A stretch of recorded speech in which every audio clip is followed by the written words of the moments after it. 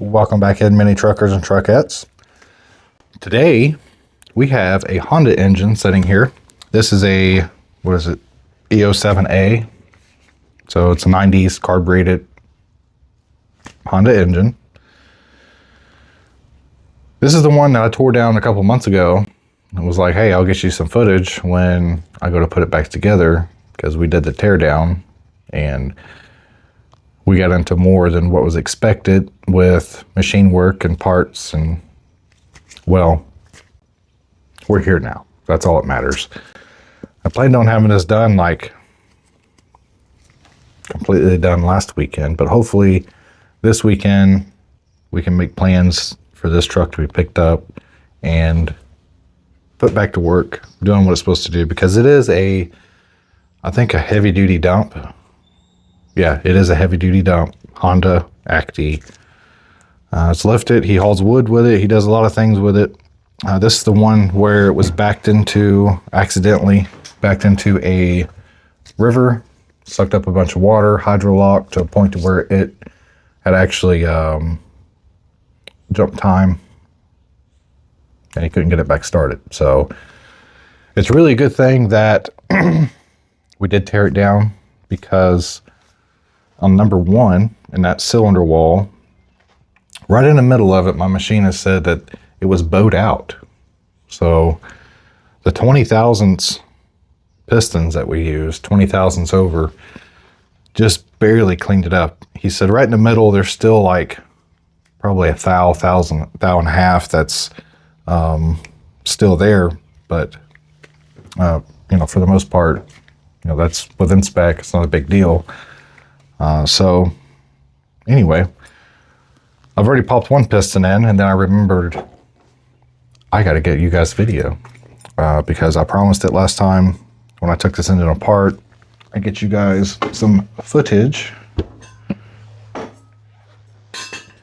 of, me really assembling this engine. Tearing it down is one thing. Putting an engine back together, it can be tricky. It's not nearly as easy, of course. It's more time consuming. Not a whole lot to do. If you took it apart, you can put it back together, right? But anyway, these are the 20 over pistons. And as we can see on here, I'll get up here in your teeth and show you. So it's got the arrow like the original would, pointing to number one. As you see here, it says IN, that's for your intake side, exhaust side, of course. And on the exhaust side, you can see here it says 0.50, that's millimeters, 50 millimeters, 20 thou. So we are punched out 20 thou over. What I don't like about this, there's a couple things I didn't like about this whole situation, and it kind of put us back and put us into more than what we anticipated, but nobody knew until, well, I learned. I learned for everybody, so at my expense, so it's great. Yeah, perfect. So original rods. These are also Honda OEM rods. So this is the E07, was it A? Yeah, E07A factory rod. And the difference that nobody knew about until I learned for everybody is when you have this rod and you want this piston, you also have to buy these rods to match this piston, because your wrist pin is way bigger than the factory wrist pin.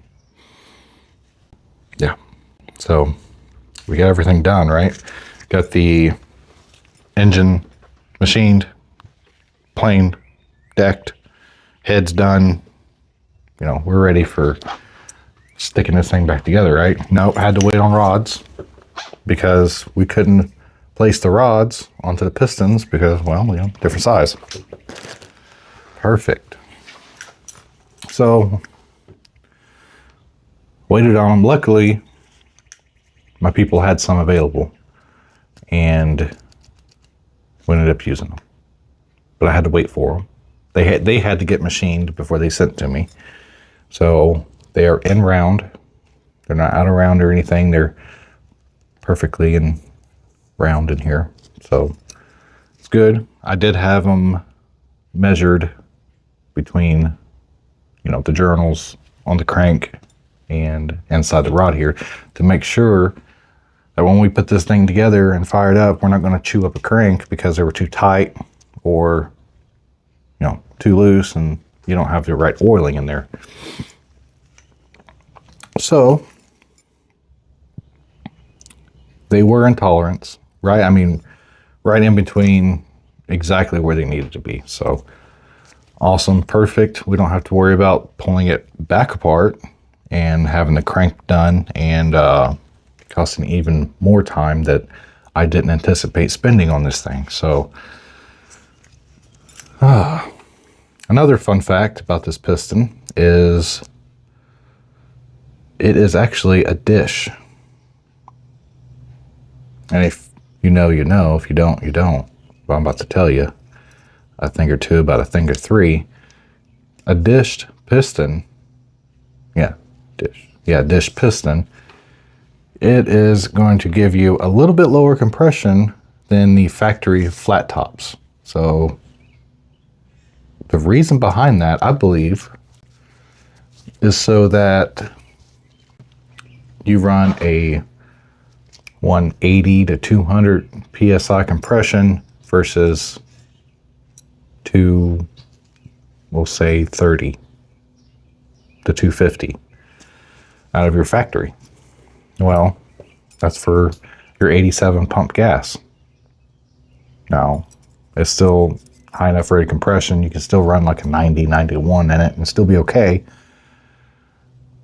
And you can also run the 87 and not worry about longevity, burning holes in your pistons or anything like that.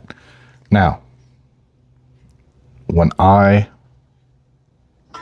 start rebuilding these engines myself, I'm in the process of doing this now, sending off rods and pistons to each different engine.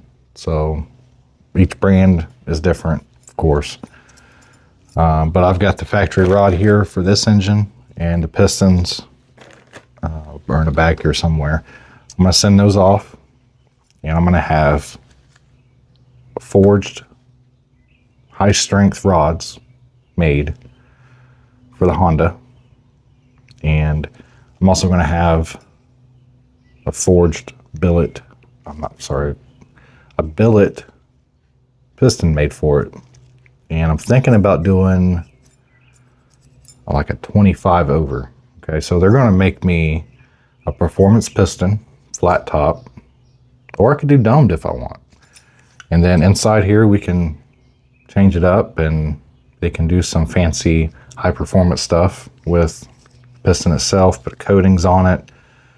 I really want to be able to build the engines up, because this is up, you know, this is building an engine up, but it's also in a sense building it down. Will you get longevity out of this? Absolutely.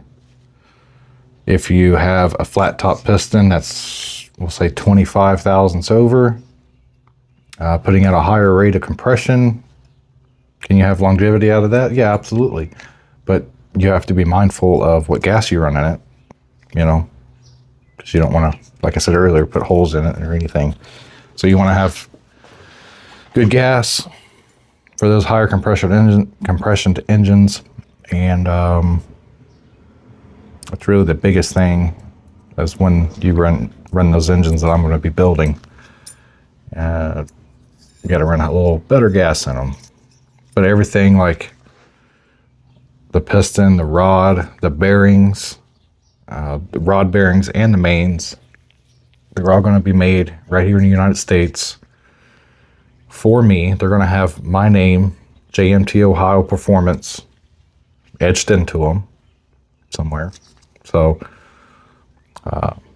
yeah, I'm working on getting that done and producing some very high quality pistons, rods, bearings. And your Subarus, if you're a Subi person, rods are weak, the cranks are weak, your bearings are weak. You run a high oil temperature, and that is not good for your rods because, you know, the hotter your oil gets, the thinner it gets. So what we're going to do is make some higher quality stuff, higher quality than factory, higher quality than most aftermarket stuff that's out there. So keep an eye on that. So when we start doing our rebuilds, not running off of our warehouse's rebuilds, which work, don't get me wrong, they work, but they could be better to give you more power, a little more oomph, a little more torque to handle the load, a little more torque to climb that hill with your AC on, you know what I mean? So there's some minor things that can be done to make it better. So that's what we're going to be doing. It's just a process, like everything else. I've got this piston right here, guys. It's just sitting here. Everything's rolled out, ready to sit down in here. Put my little doodabber on there, squeeze her down, and get her going. So I went up to Harbor Freight and had to pick this up. I restarted this video, so I can't remember if I told you that or not.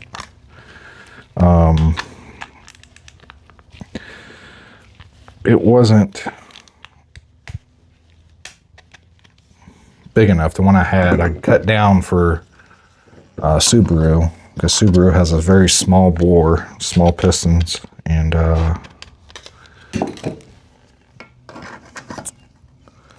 that's what I was using it for. And I tried to put it on this one,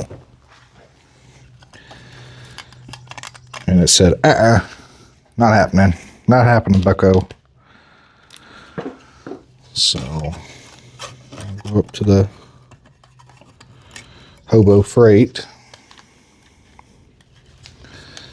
pick up a new one of these fellers. There we go.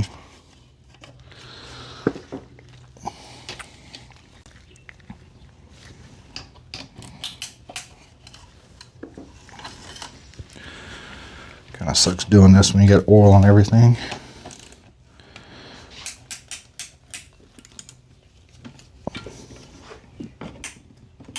There we go. Hopefully it should be tight enough. I don't think it is, to be honest.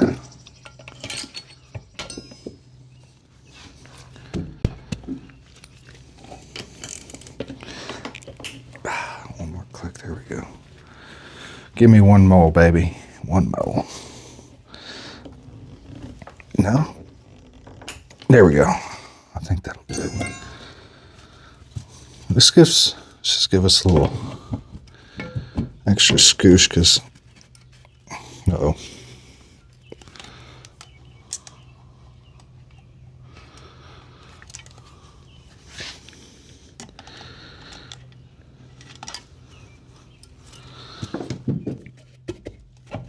There we go. That's moving a little better.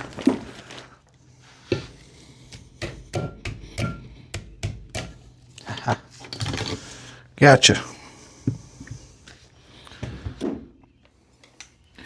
I do have all these caps marked for each one of the rods. So I've got, like, we'll see, that one's got 3 dots on it. So it's for number 3, or, you know, as long as you keep them together, that's the biggest thing. Get these originals out of the way.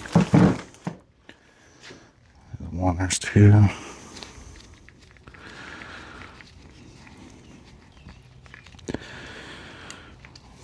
Do you guys ever rebuild your engines? Have you ever rebuilt your engine? Are you looking into rebuilding your engine? Let me know on what you guys would like to see on these engine rebuilds, because I actually have. I got a Subaru block. What in the devil? I'll fix you. I think you need a little Earl. I got a Subaru block that I just dropped off to the machine shop. And if you'd like to see it getting decked and planed and hot tanked and everything, let me know. Leave me a little bloop bloop down in the comments there. So you just need a little oil there. Pop loose. Just let me know down in the comments and we can go down to the machine shop while they're doing that work and film everything being done. And my machinist, he does a little bit of everything. He has a machine shop, high performance shop. He builds racing engines. He builds drive shafts, racing transmissions. I mean, he's primarily a transmission shop, but man, he does everything. He has a dyno machine inside his transmission shop, so he can tune race cars or tune pickup trucks, tune the transmissions and everything. So it's pretty impressive setup he's got. So with that Subaru engine that I have down at the machine shop, I am going to send off the pistons and rods, because that engine, the reason it's tore down is because it spun a rod and broke one of the rods in two.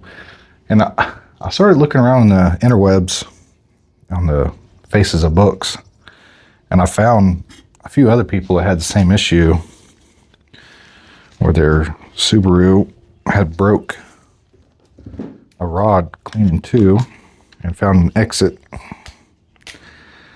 somewhere, left the grip jet, and was out of there. So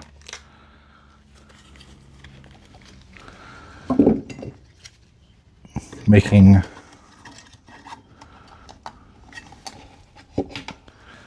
the rods, the bearings, the pistons for the Subaru engine is going to be a very vital thing that I want to be doing to help improve that engine. Hopefully they can withstand the oil temperatures better, because they do run a high oil temp, and it's not good. The Subaru has a lot of weak points, I guess, you know, from high oil temps to high intake temperatures to extremely high exhaust temperatures. So, you know, it's a problem child when it comes to heat. And, you know, if you improve things to keep that heat down, then you're going to have a longer lasting, more reliable engine.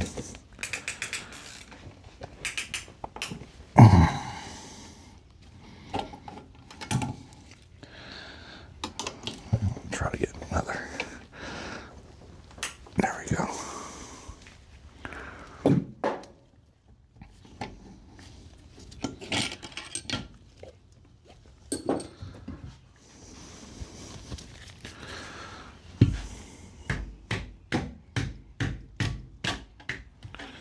Just some love taps is all it needs.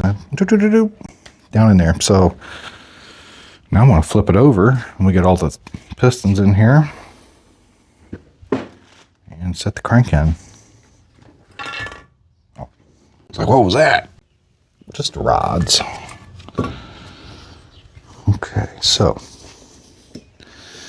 this is number 3. Let's set that right. 3. This was probably 2. Well, that's 1. Goes there. And this is 2.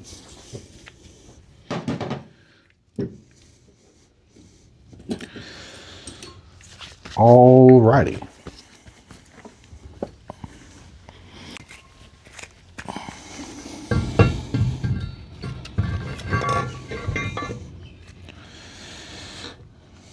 I'm going to get some assembly lube. Hit these mains real quick.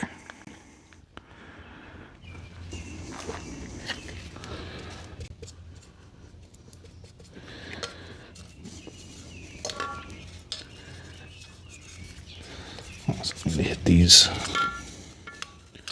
rods while we're in here.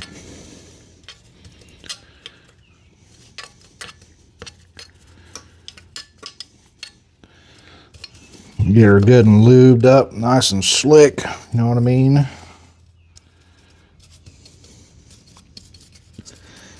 The mains in this engine looked beautiful, so I didn't even have to do anything with those. Now the rods.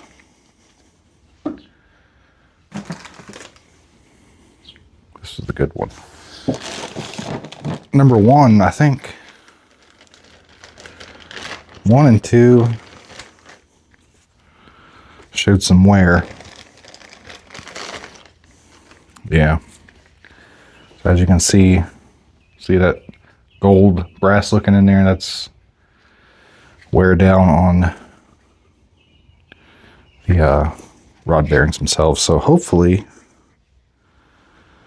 we saved a lot of headache. At first we weren't going to do this, but I'm glad we did because they needed it. And there was one cylinder, I can't remember which one that was in order now, but there was one that was just fine.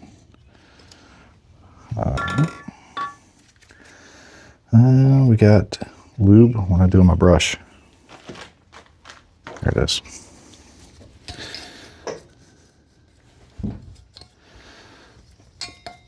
I coated this crankshaft in assembly lube when I took it out, so that it wouldn't flash rust or anything, and then I wrapped it up in saran wrap to make it even gooder. There we go. All right, now here I have shims to go there, and then yep, get the shims back in there. So it sets good, feels good in there. That's good. Shims.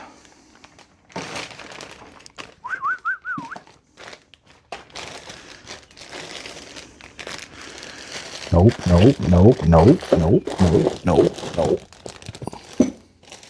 Yep. Got in their baggie by their own little lonesome self. I'll go ahead and throw some assembly lubes on my old shimmy shims.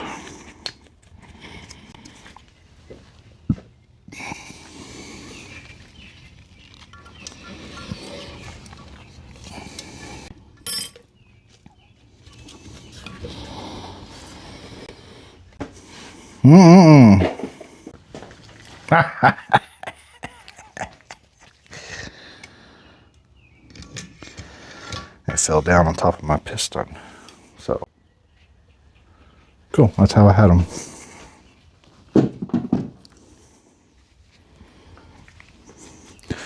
Is it? I don't know. You just have to take my word for it. But yeah, that's how I had them. It just made sense. Each side of those are different, so I just want to make sure. Don't you move. You moved on me. Oop, did you move? Are you in there?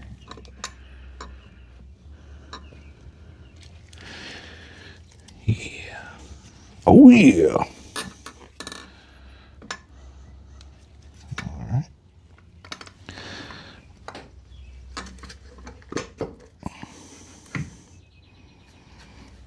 Okay, so put the cap, I've got number 2 up here.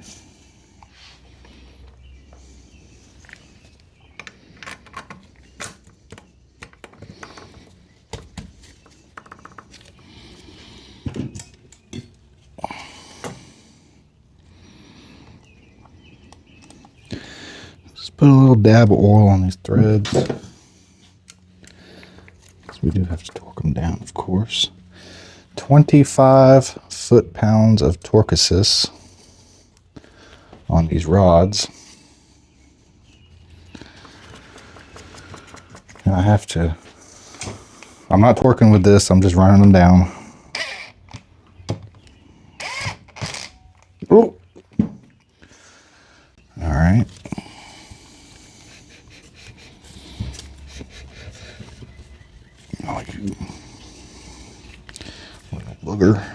shim's trying to move on me.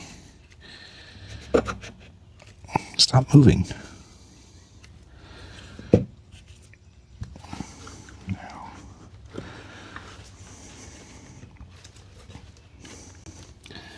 Number 1 assist.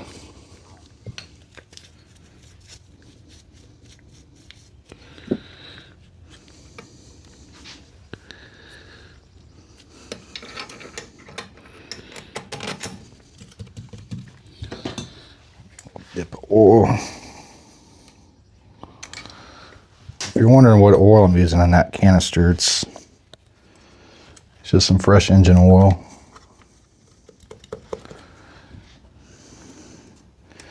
And also have assembly lube here from Napa.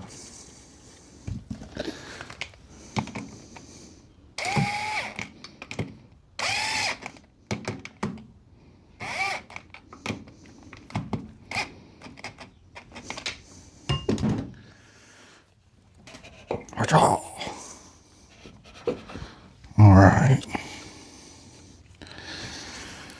Put my cap here. So we got there.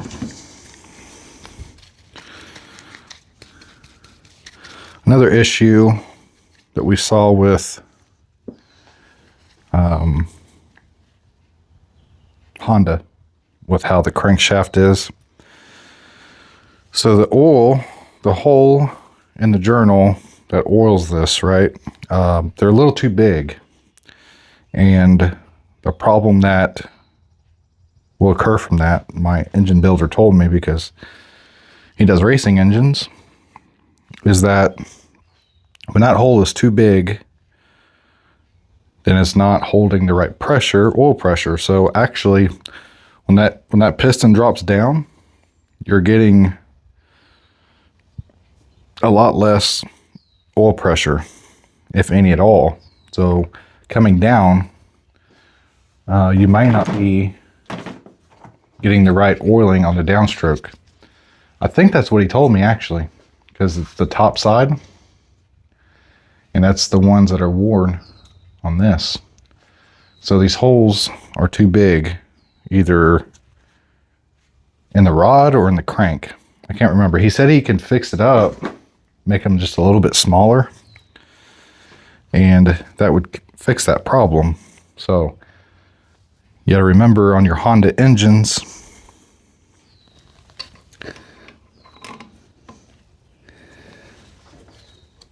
for you, those of you who want to run red line everywhere you go, just know that on your downstroke on the piston, you're getting less oil pressure than what you really want, if you're getting any at all. So that's why they wear out at the top, because on the down force or the up force, I can't remember what he said, it's been a little bit, it's not getting the right amount of oil passing through there because the hole's too big and it's losing oil pressure. And I believe he said it was on the downstroke. He said it ain't nothing to fix. He might have fixed them on these, I don't know, to be honest with you. I think I told him to go ahead and do it. So that's probably what he did.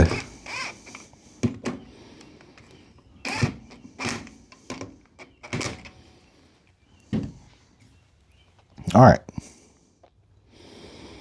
25 foot-pounds. We'll go ahead and torque these down. And then we can get the main cap put on here. Get the mains torqued down. Let's get to it. I got the Quinn assist.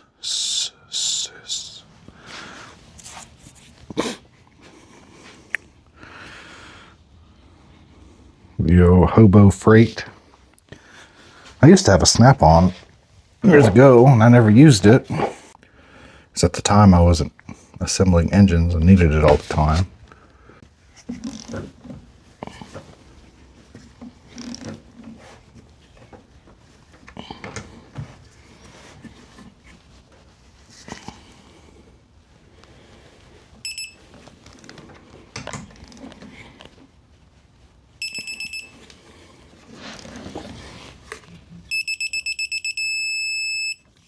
We there. We there. All right. All right, just go ahead and get to this one on there.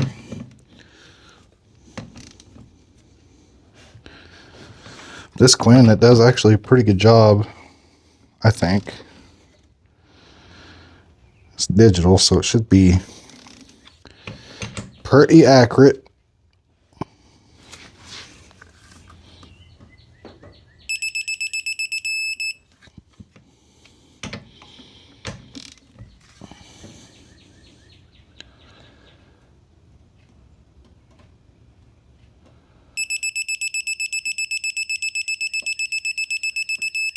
There we go. There we go.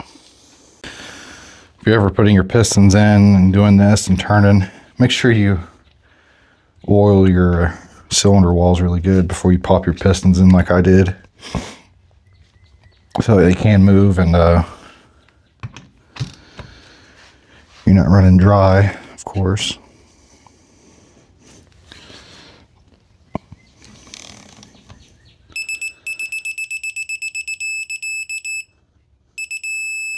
There we go.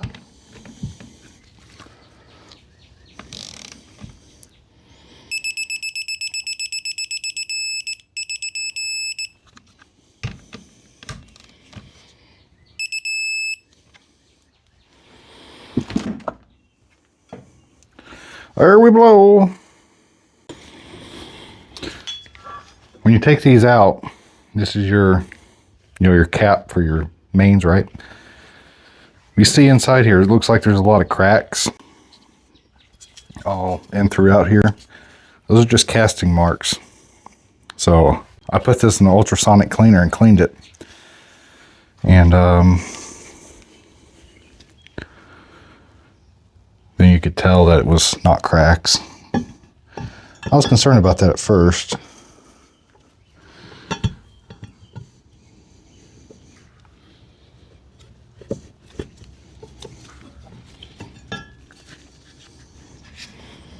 Ah! You little devil. My shims moved on me. There we go. Once the cap's in here, it's setting down there, those shims can't move.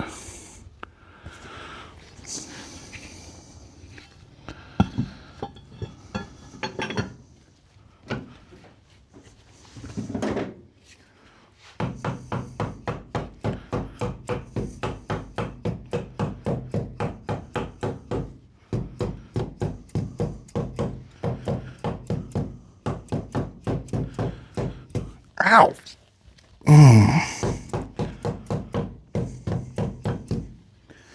You know what they say, don't put your fingers where you wouldn't put your, you know what.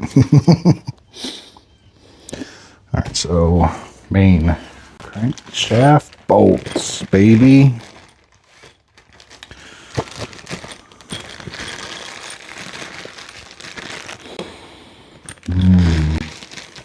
They always stink really good. I was just bluffing on that one because we had cleaned them and then re-oiled them. But you're thinking, hey, did you go to school for this? I sure didn't. I barely went to school. But you know what? When you've been around these things since you're 13 years old, and you learn a thing or two about a thing or three. And a lot of it's hands-on. Actually, I was just talking to my buddy that's got the machine shop, and he was talking to one of his employees, one of his mechanics, saying how he spent $150,000 and went to school. And all that school did for him was get his foot in the door. But as far as learning stuff, he was learning more in the shop and out in the field, of course, than he was in school. And they give you books. I mean, there's There's perks to school, but to be honest, I think a lot of school and classes are going to go obsolete because we have a pocket computer now that gives us almost, everything we need to know right here at the tips of our fingers. I could probably get on Google and look up torque specs on this stuff. I've actually got them in my phone here. Mains, 35 foot-pounds of torque assist. These are probably 14s. Sure are.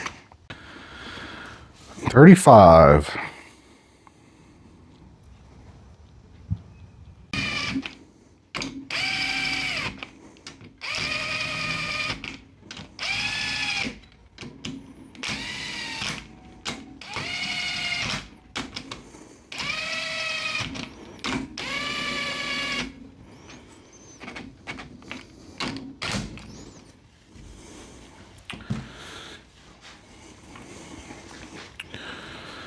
Thing turned off.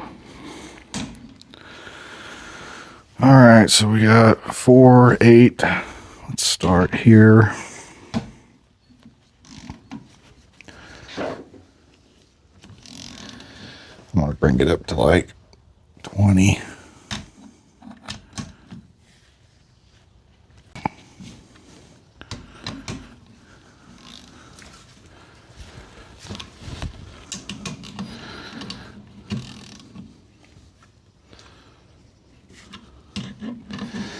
Kind of get them evenly snugged down.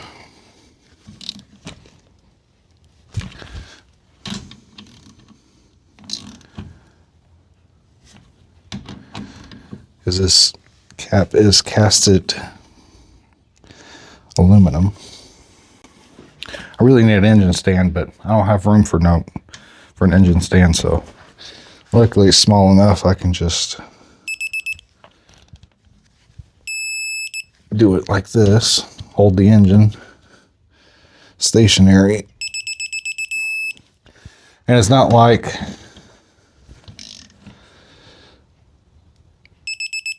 I do any real high torque stuff.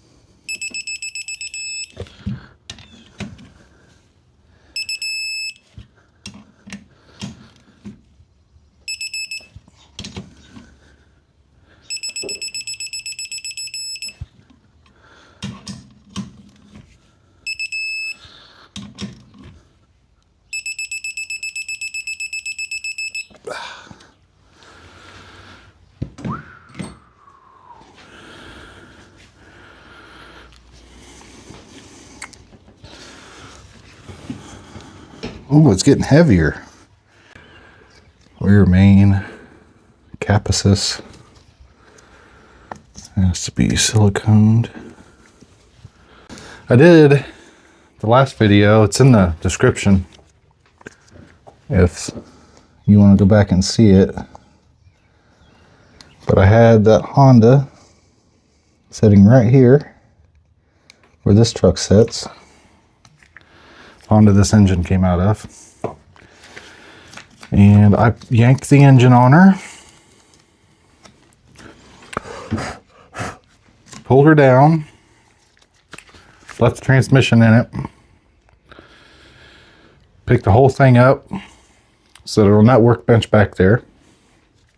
And did a time lapse or a hyperlapse of me pulling this thing down. And I thought about doing that this time, but well, I'll give you something to watch, I guess, and spend some time on the channel. By the way, while we're talking about that, If you're on our channel and you see any ads pop up, don't skip the ads. For me, do it for me. Not, you know, I know it's hard to sit there and watch an ad, but if you would, just let them play. Let the ads play. You can just pull up our videos and set your phone down, turn the volume off, and not watch us. Just let it play. Because we are now monetized, and it helps us when people watch ads because we get a little, you know, a few cents here and there when you guys watch the ads all the way through. And, you know, the longer you're watching these videos, the more it helps our channel and helps us grow. Oh, there's what I'm looking for. So,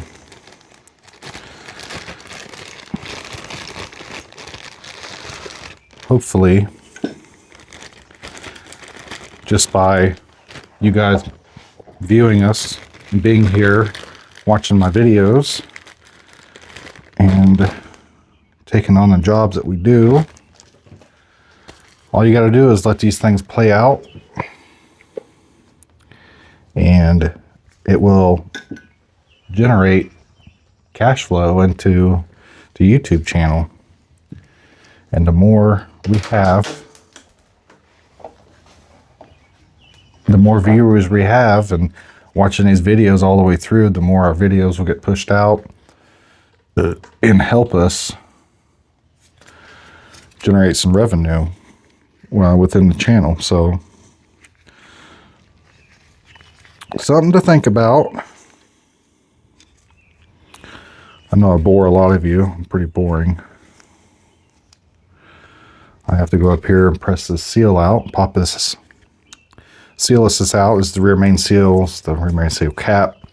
I have to silicone this really good, so I need to actually clean this.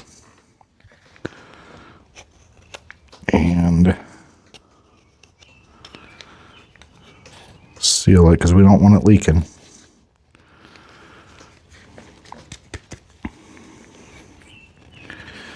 And we don't want any air bubbles because this remanned engine, I just put it in the Subaru.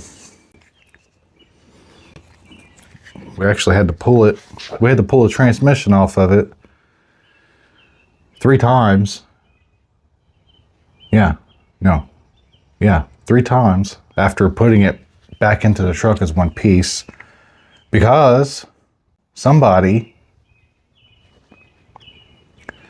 didn't seal the, it was the rear main cap. Well, it's different design, but the rear main cap was part of, you know, this part, and they use silicone, right? Which, you know, Permatex, you know, it's fine. But there was an air bubble in it. They just smeared it on. Bloop, bloop, bloop, bloop, bloop, bloop. Fine. When you're putting, there's like little grooves. I mean, they're not very deep, but they're deep enough to where you just put silicone, wipe it over. It can form an air pocket within that silicone, dry and cure, and it's got an air pocket inside it. Well, what happens to air when it gets hot? It expands and then it pops the freaking silicone. Well, with that crank, the crank design, it has a straight through crank where this one is not. So the first time we pulled the transmission because it had an oil leak. I'm like, man, I could have swore I sealed the flywheel bolts good enough to where we didn't have any issue leaking oil out of them flywheel bolts. Pulled transmission, pulled the clutch, pulled the flywheel, put all fresh sealant on the flywheel bolts, put them back on, put the clutch back on, shoved transmission back on, still leaking. I'm like, you gotta be kidding me. So, pulled it again, pulled the clutch, pulled the flywheel, and, you know, got the brake clean out, or, you know, parts cleaner or whatever, sprayed it, wiped it, and right in the groove, there was a little pinhole, and you can take your finger and rub up and down on that silicone, and watch a little bit just push out. Every time your finger go over it, push a little oil. Push a little oil. I'm like, oh my God. Great. Well, at least we found it this time. Cleaned it all off, right? Fresh silicone on it, you know, put it in there and kind of wiggle it around, make sure there's no air bubbles. Put it all back together, put transmission back in, put everything back together on it. I'll go test drive it. Get in the truck, push the clutch, put it in gear, nothing. It was, put it in gear and let on the clutch, it was like you still had the clutch in. I'm like, oh my God. Everything was still hot on it. I threw gloves on. I said, we're gonna pull this right now. We're gonna figure out what this is. At that point, I'm already tired of messing with it. Extremely tired of messing with it. And, you know, if we were on the lift, it wouldn't be too big a deal, but we do that stuff on our back, so it sucks. Anyway, what had happened, second time transmission went up in there, the clutch lever was hyperextended, pushed the throwout bearing out and kind of cocked it, so it got jammed.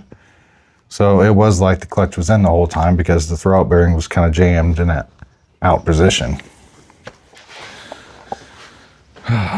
What a pain. This truck has been an absolute pain. Oh yeah, baby.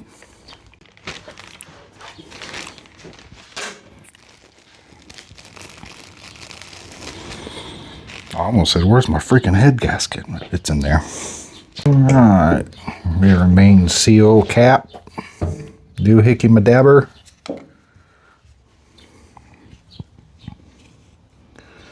Oh yeah, baby.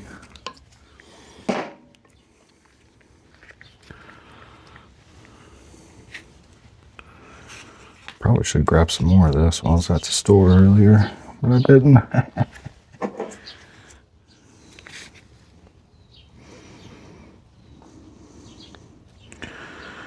I like to do a nice bead on these, so you know we don't have any leakage issues in the future.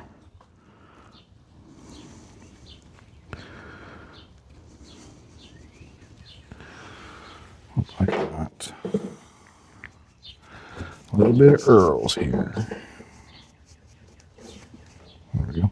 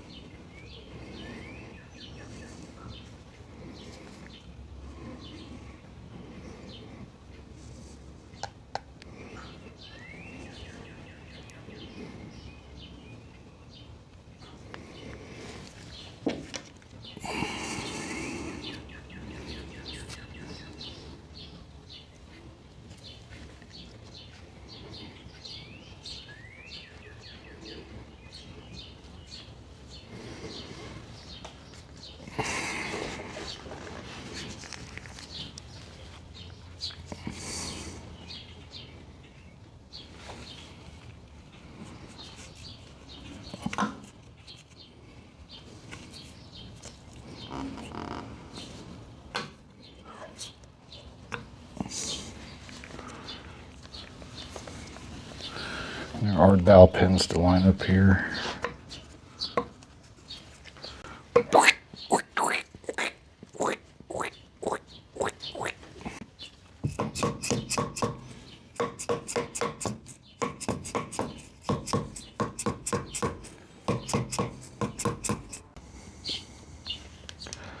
I'm sure there is a torque spec for these, but it can't be much. They're like 6mm bolts with a 10mm head, and you're screwing into aluminum, so it can't be more than what, 6 or 8 pounds. Now the battery is almost dead on this, so I prefer it that way. Doing stuff like this, because it is a little weaker when the battery is down on juice. We'll just evenly snug these up.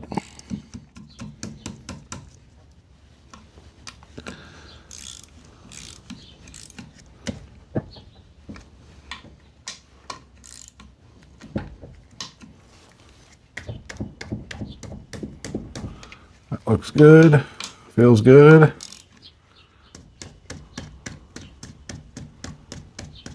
Feels good.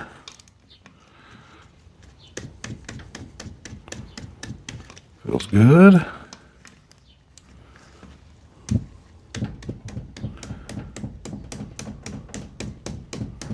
Feels good. That was me torquing it. Can we put the Earl pan on now? I think so. Look at that crap. Trash.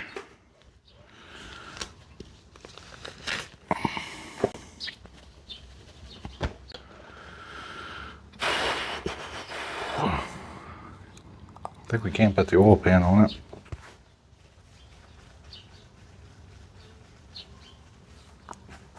That would allow me to flip it over. Is there anything on the front of the engine I need to do? Front main seal, I'm sure.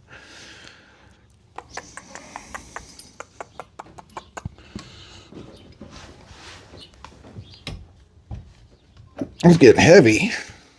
Gotta do this front cover.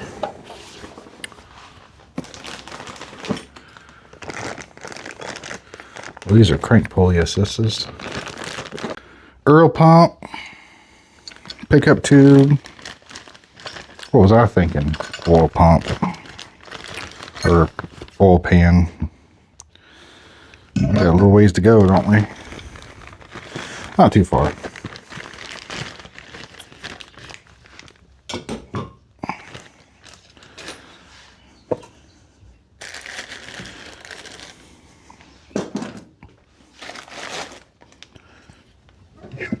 Pop that seal out. Put a new front main seal in it.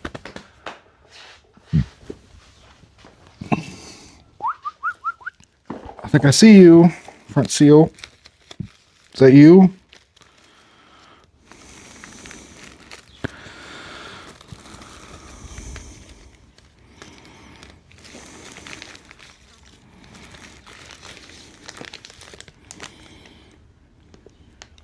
Cam seal.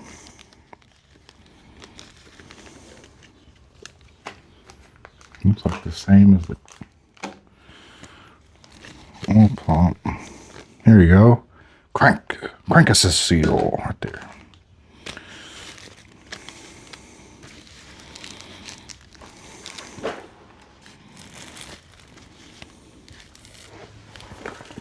Okay.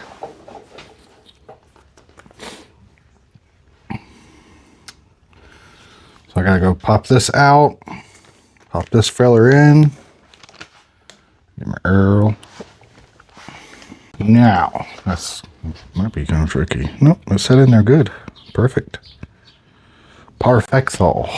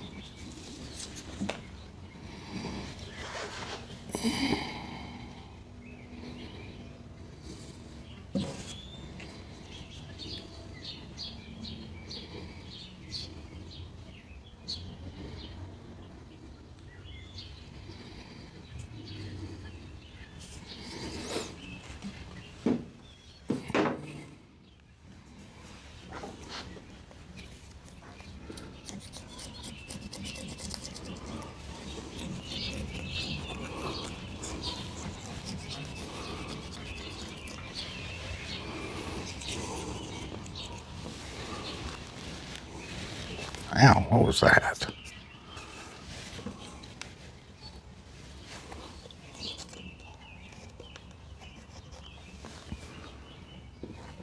Go there. Alrighty. Just put a little scoosh. There we go.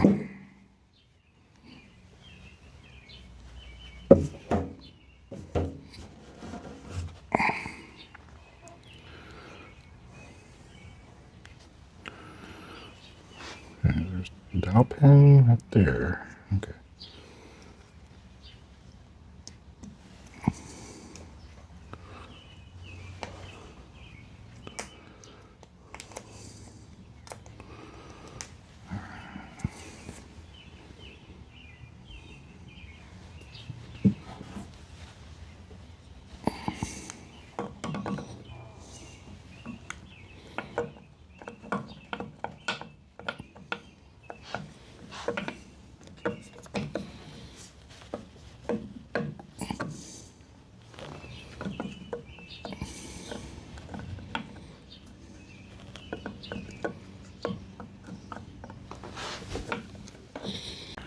Crank pulley. Perfect.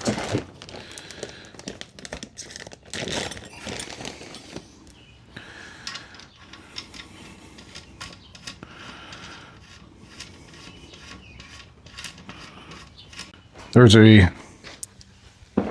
certain position this crank has to be in for that oil pump to slide on.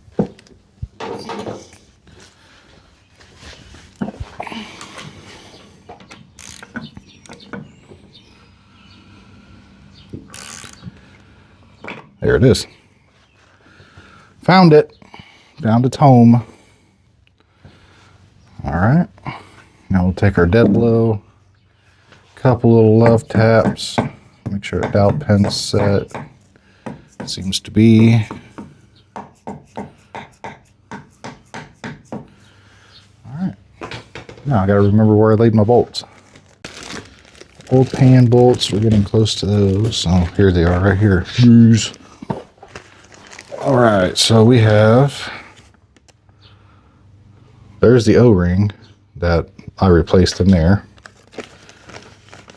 This paper gasket right there for that filler. And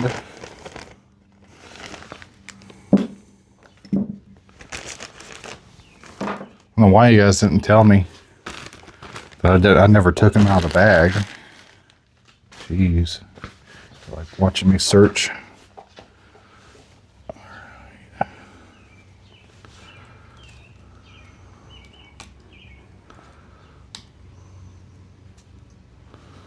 There we go. Let's get the bolts. We got our long bolts. Are these the same? Yes, all the long bolts are the same size. That doesn't go there. Got one more long one. Oh.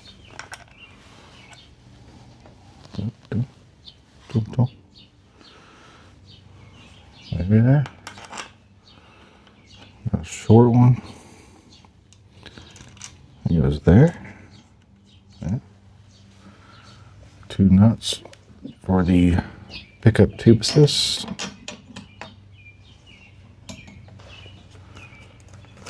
Ew. Got a bolt missing for there. That's okay though. Not too big of a deal.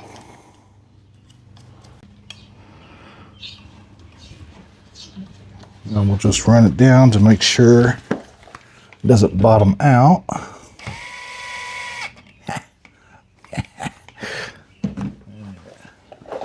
And that's why I keep my spare factory OEM bolts for reasons like that right there. Now, it's 10mm 10s. These are all 10s. We'll just get them a little snug.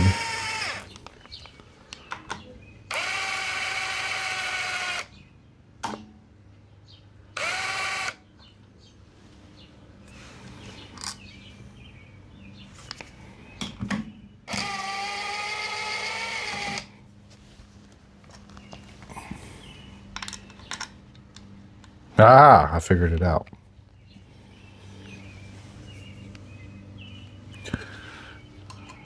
That was the bolt for there.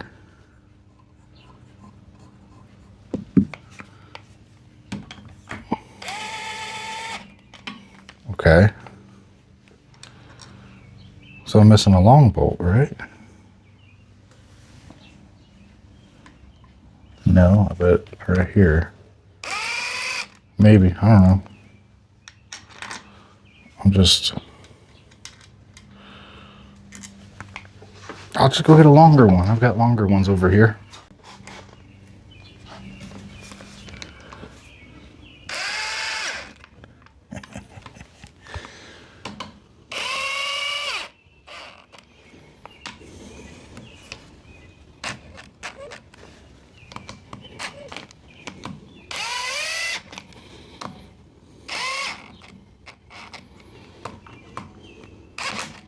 Really don't know how that bolt came up missing. It's a longer bolt like what was down here. But it did. But it's okay. That's why I keep my spares around for situations like that.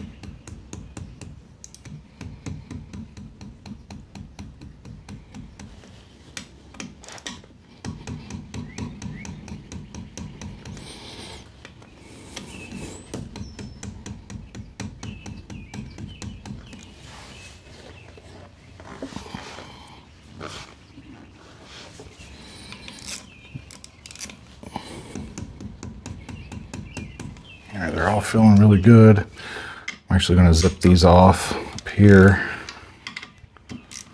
I'm going to put Loctite, put some Loctite down on these for the nuts.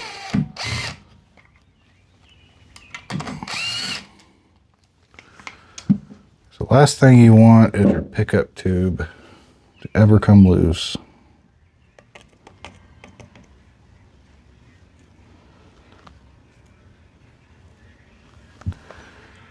And I am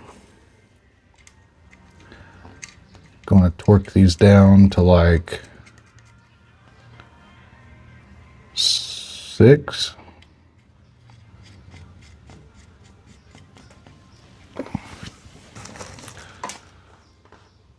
Being a 6mm thread, I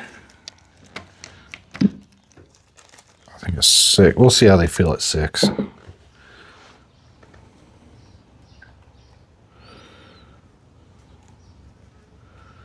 6.5. We'll just do that just to try it out. You know what I mean?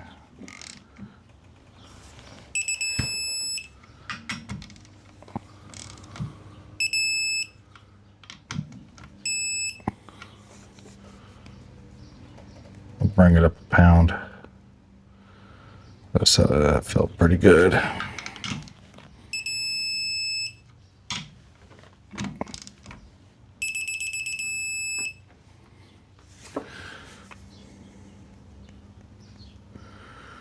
We'll bring it up to 8.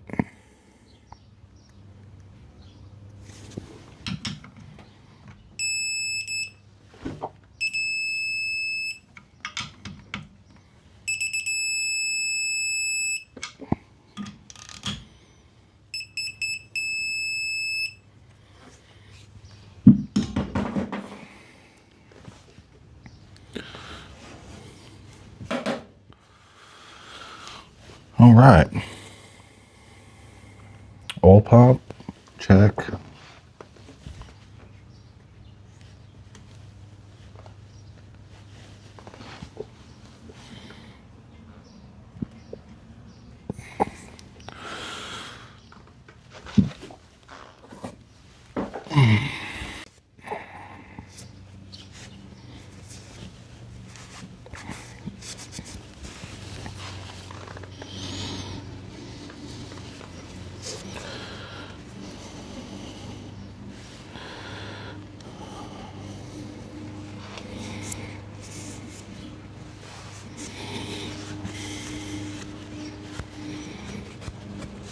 Okay. I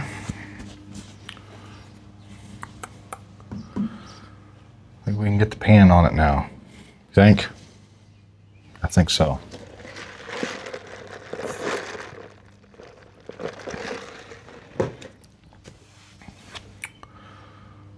Yep.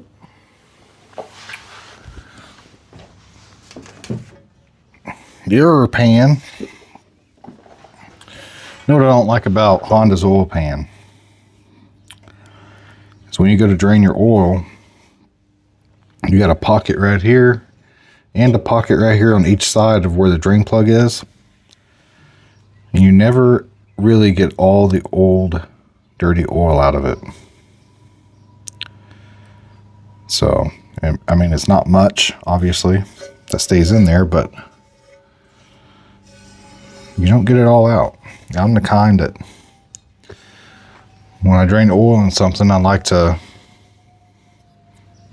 pull the plug and just let it drain and walk away, do my thing, come back, just drained it all out. Not with Honda. They're like, we're going to keep a little bit of contaminated oil in there just because we like happy high RPMs.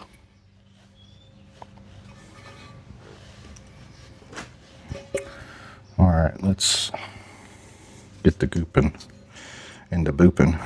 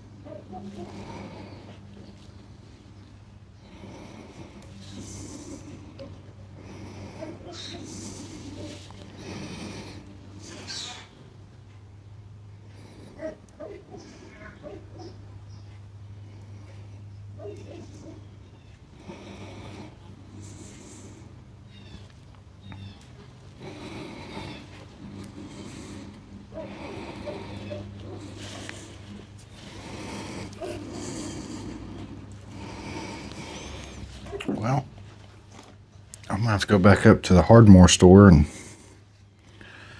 get some more Permatex. So I don't think I'm done using it, but that tube sure is.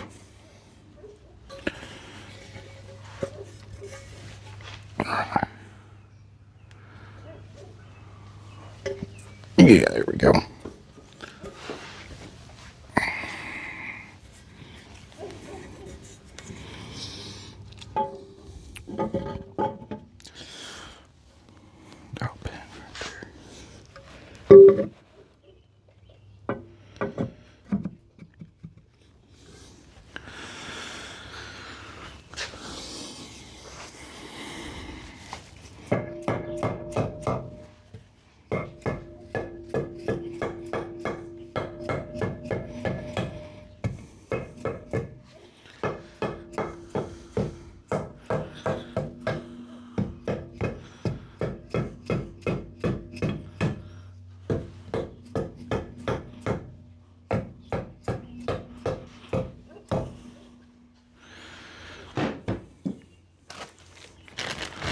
European bolts. It's now that time.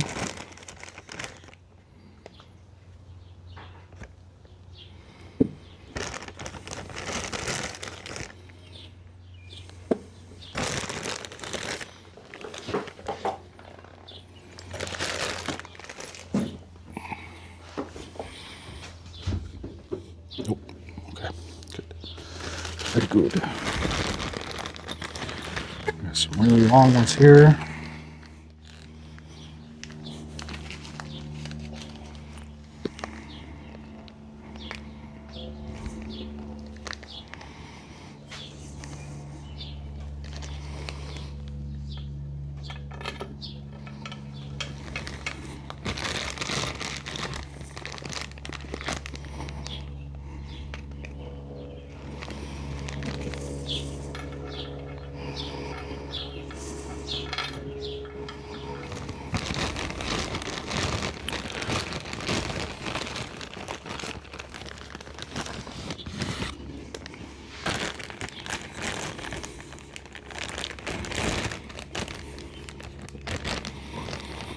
All the rest of them are the same size.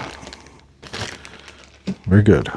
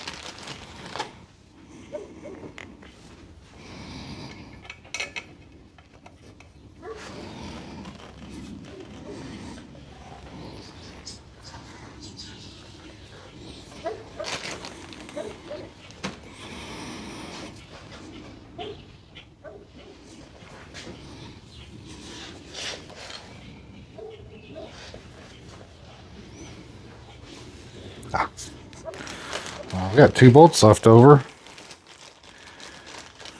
Surely they got holes to go into, but and they did on the back side.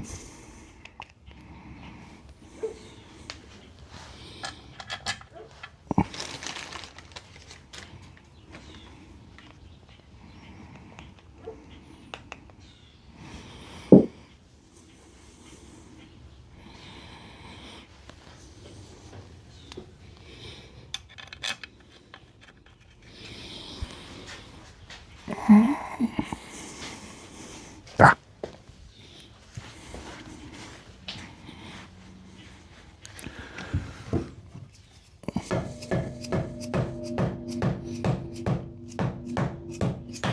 Had a dowel pin back there that wasn't set, so it's always a good idea to make sure everything is fully seated before you go tightening on things. Pin right there.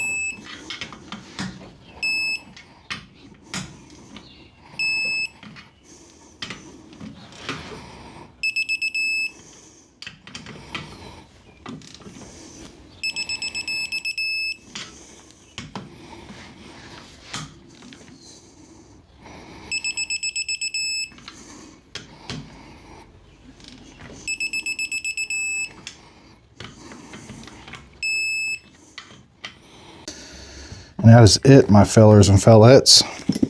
The bottom end is together. Wait. Almost forgot about the Earl plug. Plug off for Earls.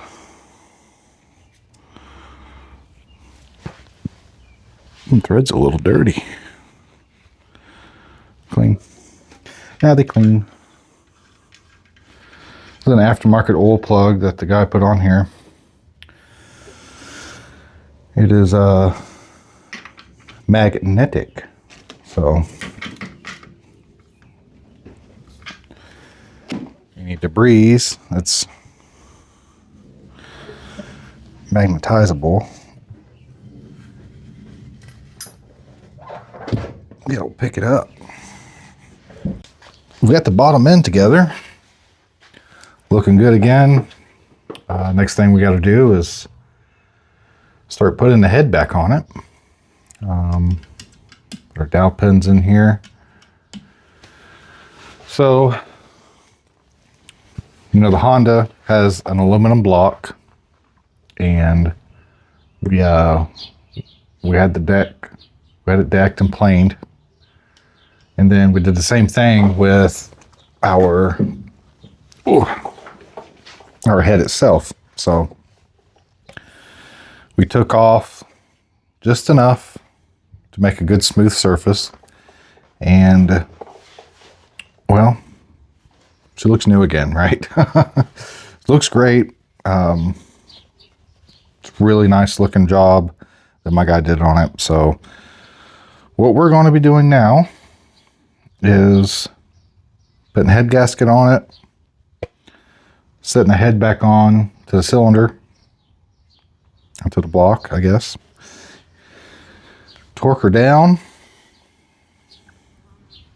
and then we can start getting all of our rocker arms and everything, or camshaft put in, rocker arms, all that good stuff. So let's I guess get started on that. So at least we know we got a nice smooth surface on both engine and cylinder head, and yeah, she's gonna do what we want it to do. Hopefully make a good nice clamp and seal. By the way, I just got off the phone with a company that's going to be making rods and pistons for me, and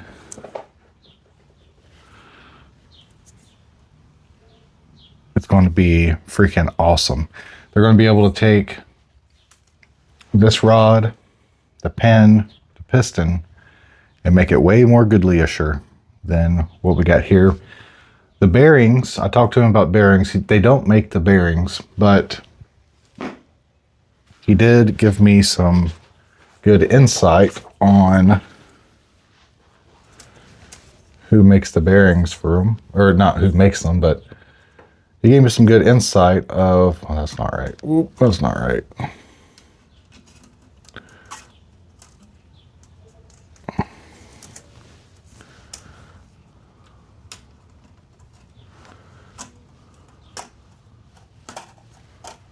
That's right.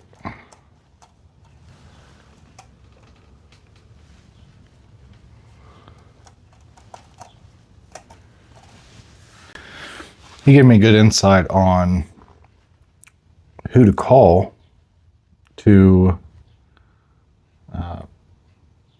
make me bearings, or to have them coated. So we'll say, like I was saying earlier, Subaru has problem with heat.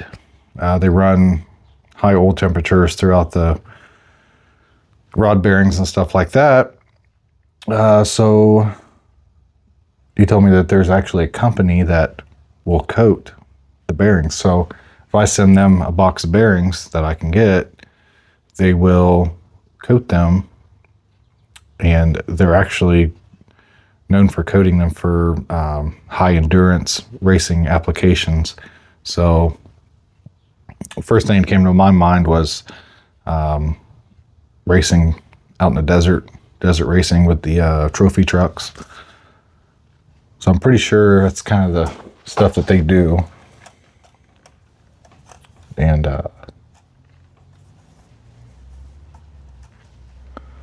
I think that might be the best way to go about it.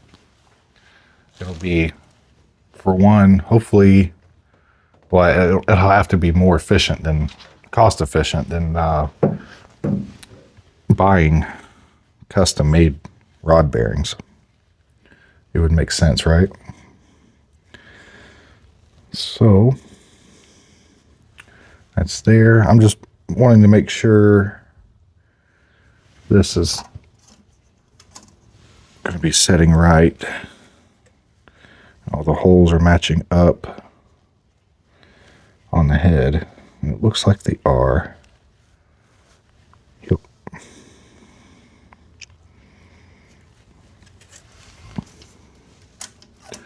The Hondas use a metal head gasket,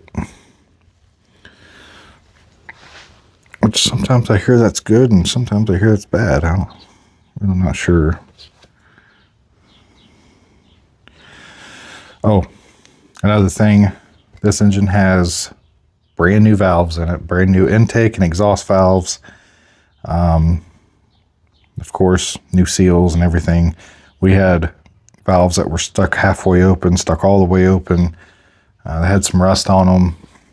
Luckily, the guy who tore it down for me, I had him do it all. He was able to take a punch and just knock them out. Wasn't a big deal. But Hondas have a tendency to have a valve crack on them. And that is just something that I would rather not the customer go through. So I went ahead and put brand new valves in this thing for him. All right, what do we think?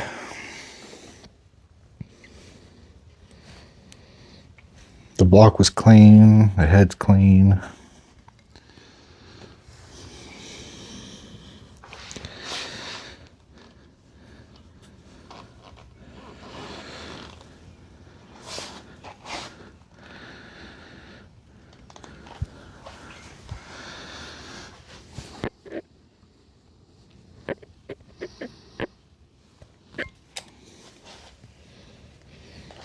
Let's give it a couple taps here. Make sure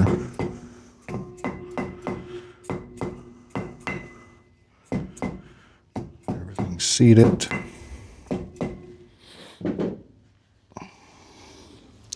Oh yeah, baby. Let's see. Now we've got some head bolts. Okay, come on. Appreciate you guys sticking out in this video with me and keeping me company. Another thing I'm going to be doing is upgrading bolts for the head bolts. Hopefully get us another 10 foot-pounds out of the bolts. I'm not sure about the Hondas being aluminum blocks, but at least engines on the steel blocks, we can do something, give us tighter clamps, because this is, I can't remember. My phone's over there. I think the head bolts on this one is 45 foot-pounds. I don't know why I'm sitting there. I need to put them in. Oh, I need to oil the washer too.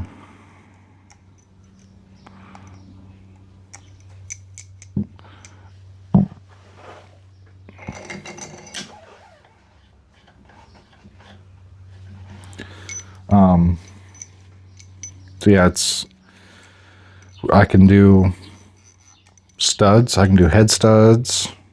I can do traditional bolts if I want to. So it really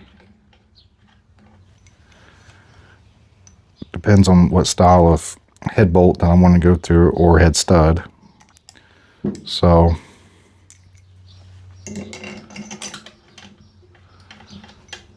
that's something else I'm working on too. So when I put an engine back together, we're not reusing the hardware, which I don't like doing, but people who rebuild these engines do it all the time, so I guess it's all right. It isn't like it's high torque.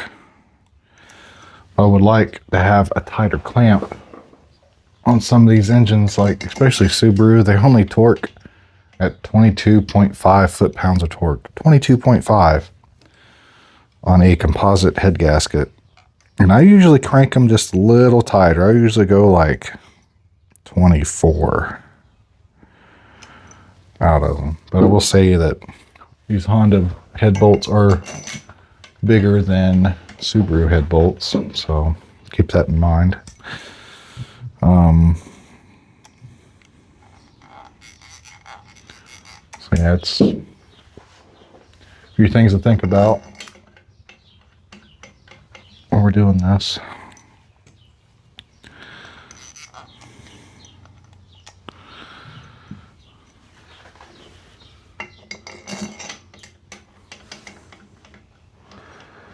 By golly, we just about have a sealed long block together. I'm going to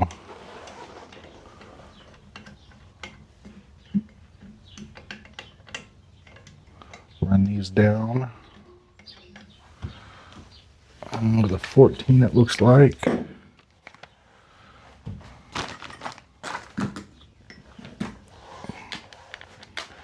Remember, I'm not torquing them with this. I'm just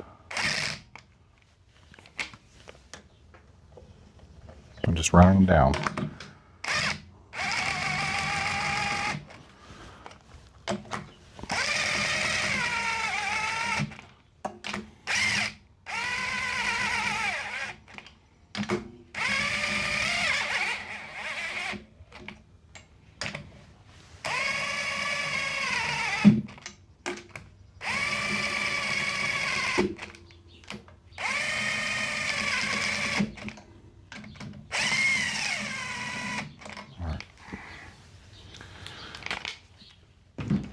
Need to get my phone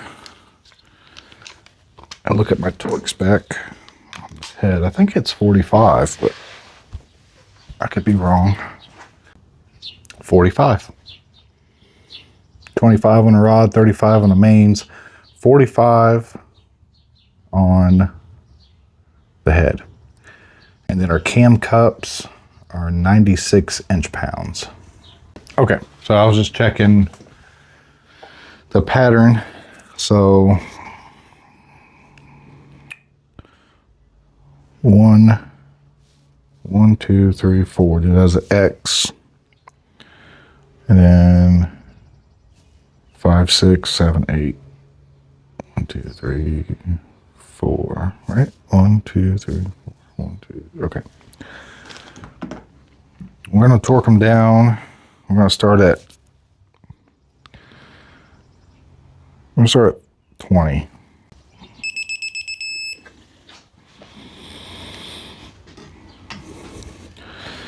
And I don't know if this is needed or not, but I'm going to back them off a quarter turn.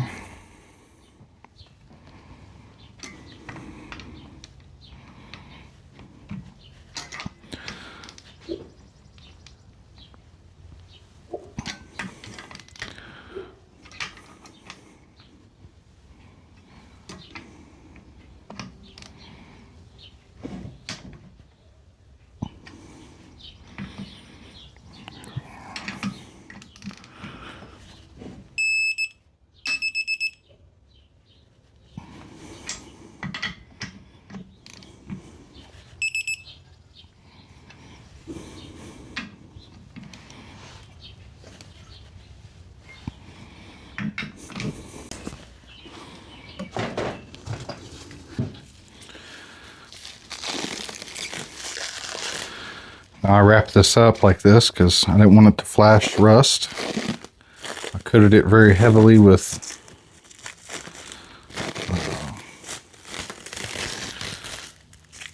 assembly lube. This is our camshaft.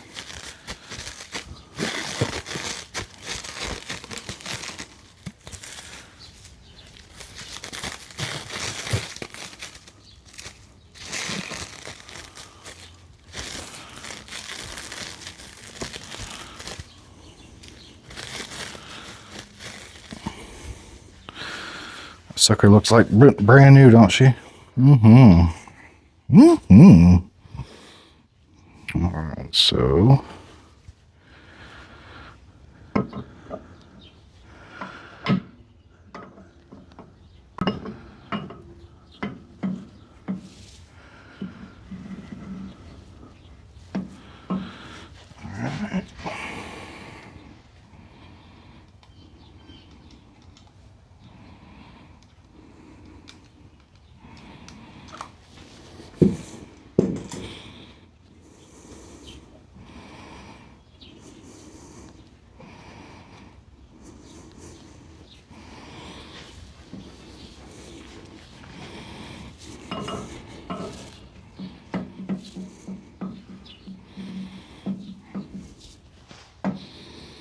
oh yeah, baby.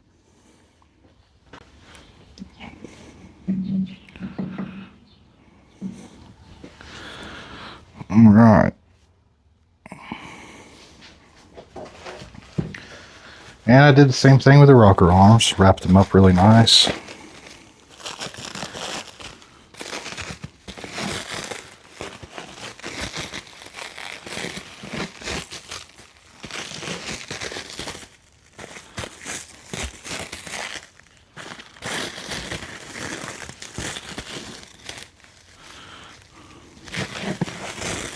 If I remember right, I should have 3 bags here with 3 different lengths.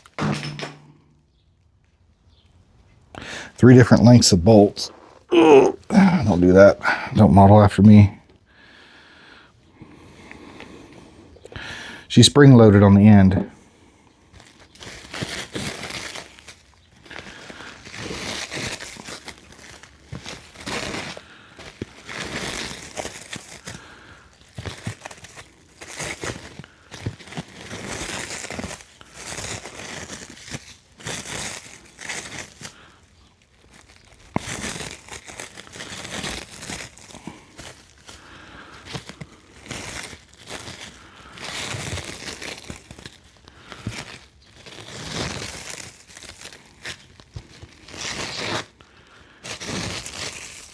Once we get all the timing belt and water pump and everything done on it, then I can go through and set our valve adjustment. This is a front. All right, do we set like this? No, we set like this. Yeah, just like this.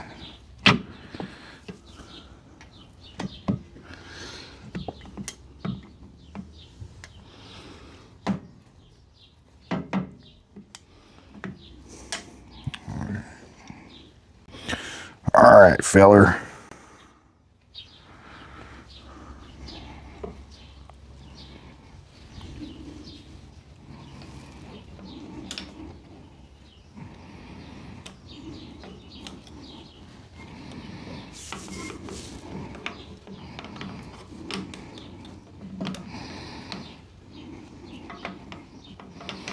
Oh, that makes sense.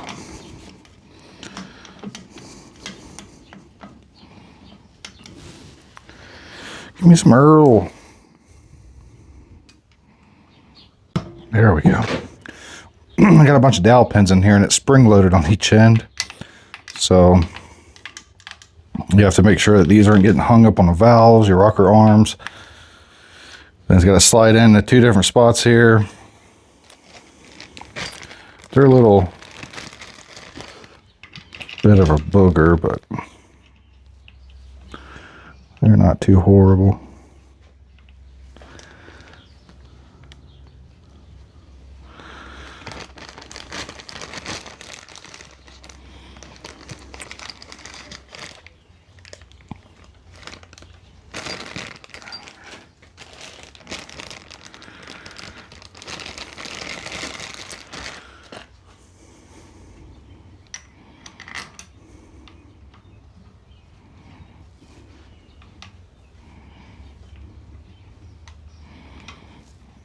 We'll start there. 1, 2, 3, baby. 1, 2, 3.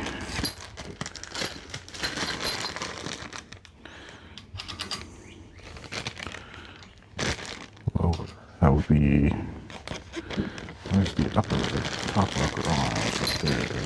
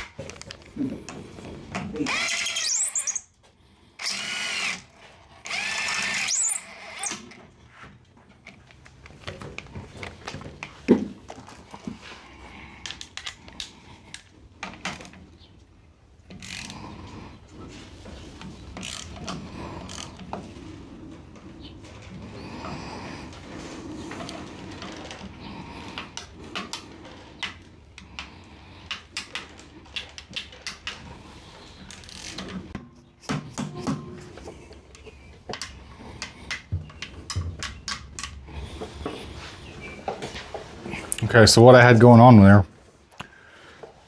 was a rod that goes right through the lower side on the exhaust side of the intake, or the rockers. And there's a certain way this rod has to set because it has an indention in it for each one of these bolts. So I didn't have it set right, so none of these bolts were lining up. So I took it off and figured what's going on there. Another thing I had going on was the caps. They're spring loaded on each end, you know, just like they are in between here. And I kept springing them off the ends. So you have to get it set in here. There's a little dowel, almost like a dowel pin kind of, and a rod that goes along here. It's got to set in right, and it's got to set in this one right so that it goes on, and you can set your dowel pins for that. So they're a little tricky. I forgot about this rod here having its own little notches for each bolt. So we got her. See, these are outer.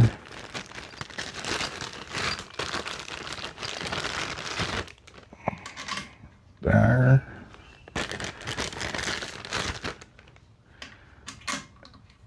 Each placement here, these bolts are different. I think this is an outer.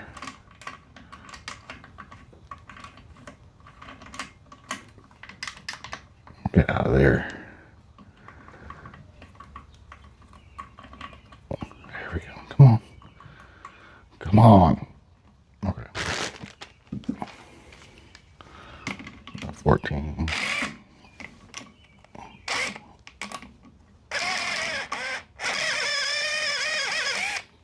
Get out of there.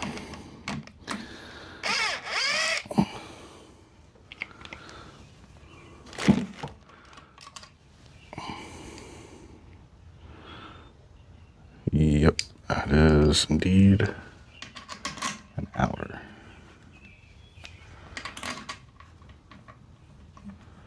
So you got the two outers in the center. These are size specific for the outers. And then you got 3 here for the bottom rocker arm. And then you got 3 here for the center. And you got 3 more for the upper. So you gotta keep that in mind. You're taking them out so you know which one went where. As you can see, I bag them outer rocker arms and things of that such in that nature.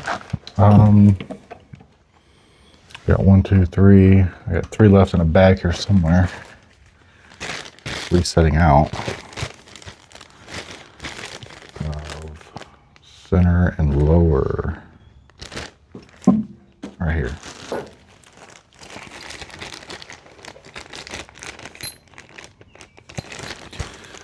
Oh, and another thing. See, these are lower rocker arms.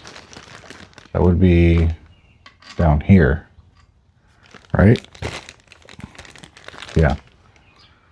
So, actually got these in the wrong spot. These go here. And our valve cover does, so we got bolts here. They actually have like a nut kind of tapered into it there. That's for your valve cover pan. And they have to set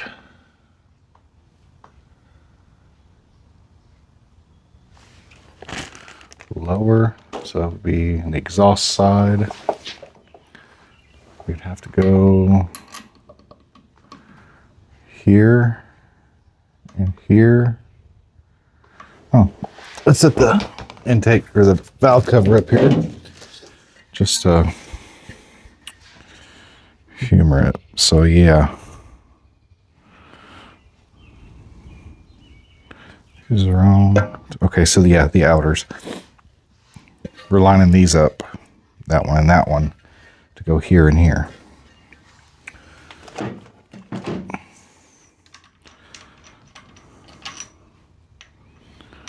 And I bet that one's there. No, probably not.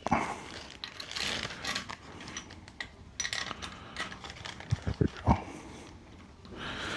And see, well, that's the one.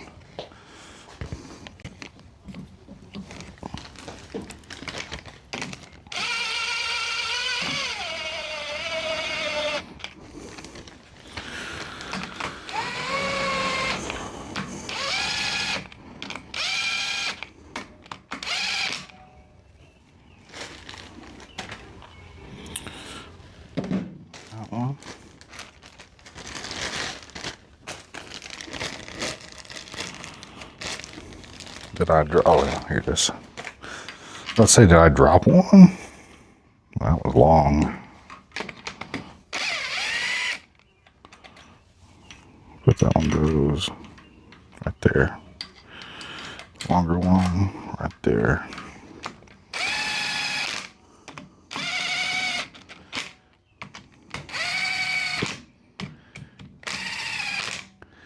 So your Honda rocker arm assembly is a little more tricky.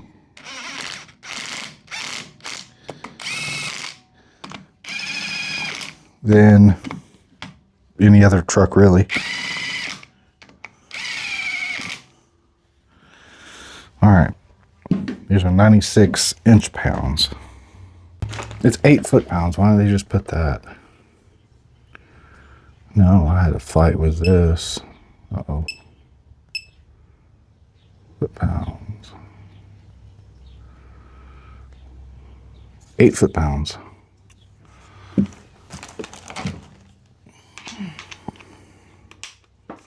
Doesn't seem like a lot, does it? 8?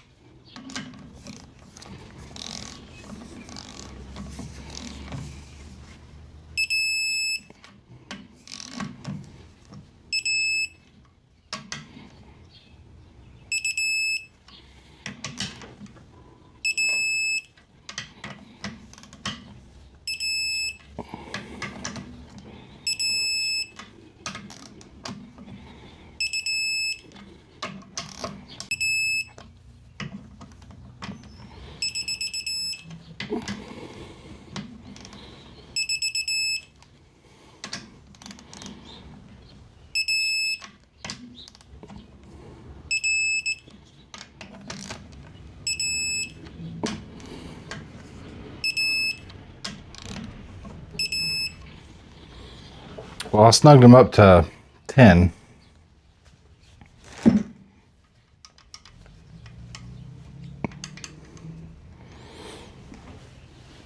Because 8 didn't feel tight enough.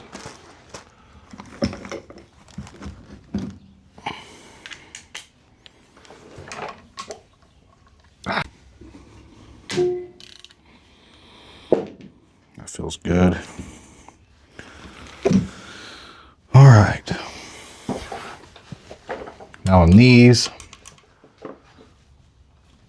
I'm going to, once I get the timing belt and everything put on it, I'm going to set our valve adjustment to 6 thousandths on the feeler gauge, 6 thousandths on the intake, and then 8 thousandths on the exhaust. So 6 and 8. It's pretty much what I do for every engine.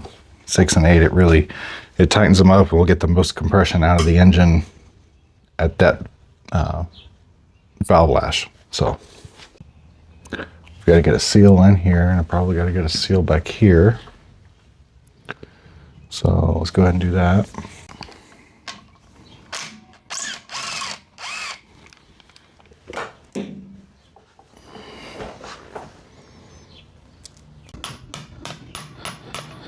You'll know when this thing is seated, for one, the way it looks, and for two, the way it sounds.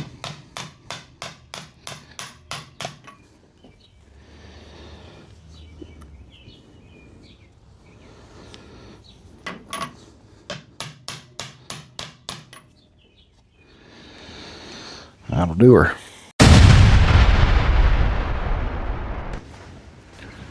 Well, welcome back, truckers and truckettes. Phone died yesterday while I was recording, and I don't know where it stopped because I haven't looked yet. But this is how everything came along. Getting ready to put the flywheel, clutch, and everything on the back of it. Get all the timing and everything set on it. Timing belt, water pump, all that's brand new sitting in there. Timing covers are already on it. Valve cover, obviously. Coming along nicely. Everything has been going together very nicely on it. So Dad's over here putting the pilot bearing in as we speak. And once we get that pilot bearing in, then we're going to put the flywheel on it, put the clutch on it, get everything centered up nicely. There's not a whole lot left to it. We should be hopefully snapping this thing back into the truck today.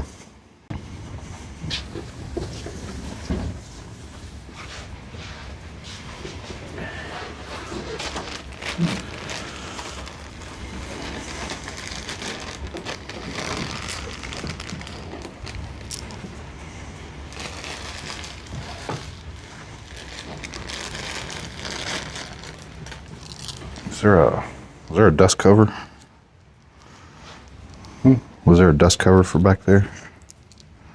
I don't think so. Got a snippy one. I know this mark got to be lined up with this here. So you got to have a mark here.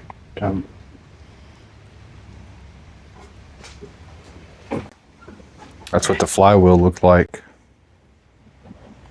Now when we took it off, the clutch was seized onto it because it's set in water. And sure, but his timing mark. His timing mark. Yeah. Got to have a timing mark lined up with that. Does it have a dowel pin? Nope, Boots has got to line up with it. Right there. Right there.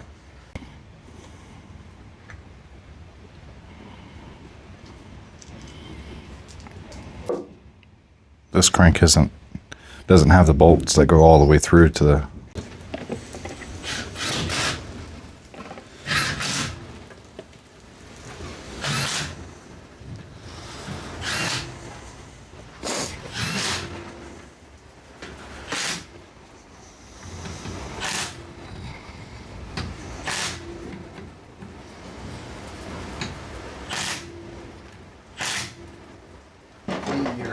timing mark has got to line up and your bolts will line up. If your timing mark's off, your bolts won't line up. Yeah.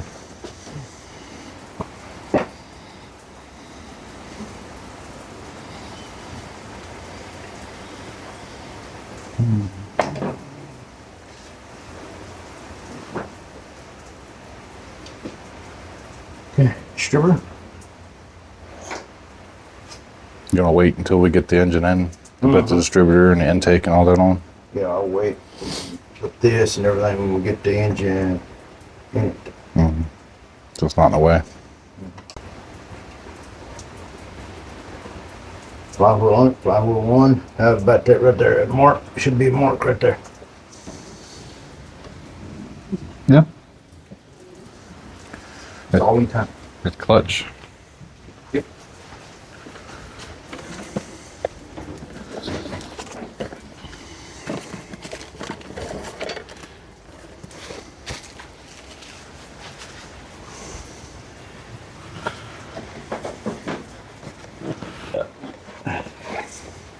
Got a brand new ASN clutch, pressure plate, and clutch disc.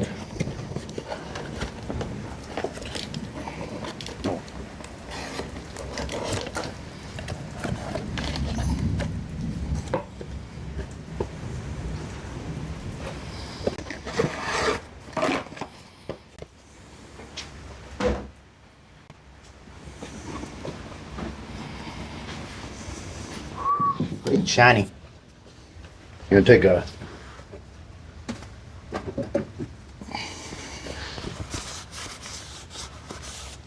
that little bit of specks that'll come off of there.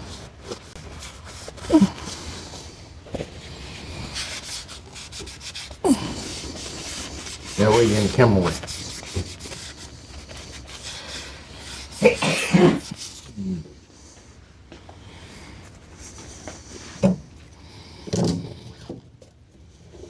That's your socket.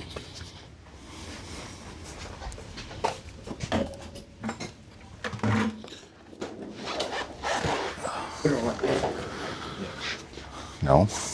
No. Yes. No. Oh, the socket got going. No. You want to stand the motor up on the 10? No? It's fine right there. There you come. Sound like Michael. Cameraman. Sound like cameraman.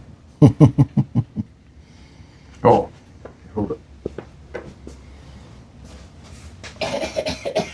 Get behind the scenes.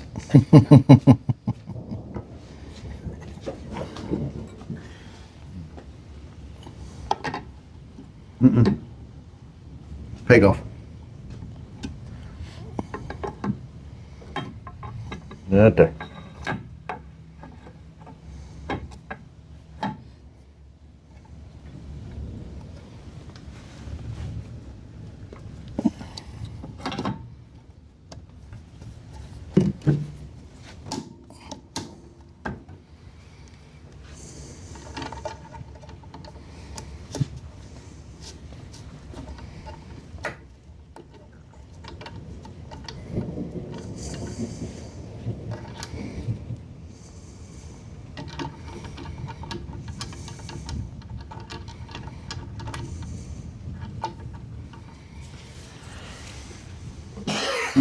Amen.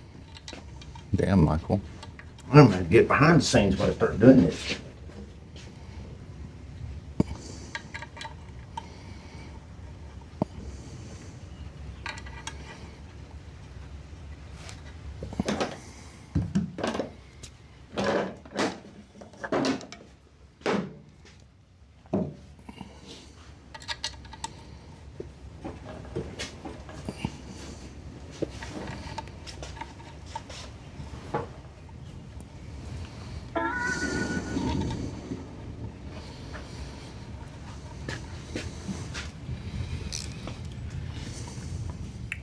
Small enough?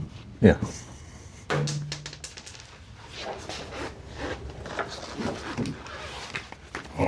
hit it. Oh, these are Ain't there eights? Yeah. Let's give me a 1/4 inch.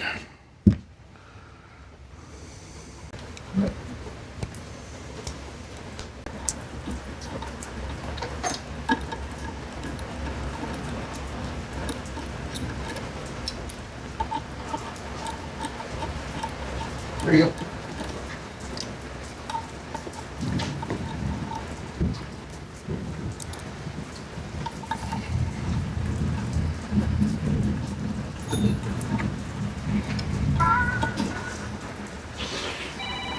Damn, we should have got the truck in here, but that's all right. Hello?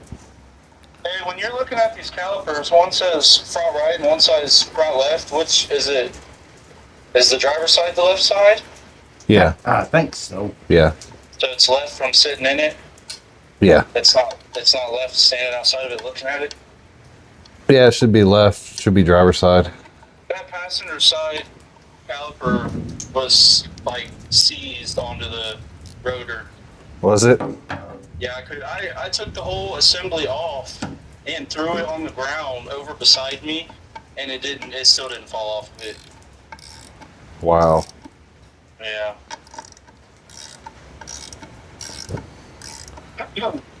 So when I go to bleed these brakes, I just the nut I took off to get the brake line off. I just have someone push on the brakes until they get stiff, and then I loosen those, right? No. Okay. There's a the bleeder valve on it looks like little. No, I want to do it wrong. Let me do it wrong. So I spend all day working on it. Yeah, that's how you want to do it then. If you want to do it wrong. Yeah, I'd like to spend all day. I like a challenge. Yeah. Well, what do you do? That's a suicidal challenge. That's a suicidal challenge. Yeah. I like to play 30-30-30. With a 30-30. Yeah, 30-minute break, and then after the 30-minute break, take a 30-30 to my head. 30-30-30. It look like it need to go down, or it's good. That's good. All right, so how do you do it? Because I'm almost there. There's a bleeder valve on it. Looks like a little nipple sticking out with a. On the calipers? Yeah, on the caliper. Yeah, on the back of the caliper, yeah. Yeah, you'll get a wrench or something like, preferably a wrench. It's tiny. Yeah, it's like an 8 or 10 millimeter that fits on it. I'm just going to use my teeth. Good. And you got to bleed them both at the same time, or what? No, one at a time. Okay, that's good. Because I only have one oil pan here to let oil fall, or brake fluid fall into, so. Yeah. Yeah, have someone pump it up about five or 8 times, and then hold down the pressure, and then you'll crack the wrench and crack that bleeder valve open, and then tighten it back up, and then they can let off the brake pedal. These calipers aren't side specific, are they? Calipers? Yeah. Yeah. They're side specific too? Yeah. Because they don't have a side on them. You want to match it up because sometimes your bleeder valves can be in different positions.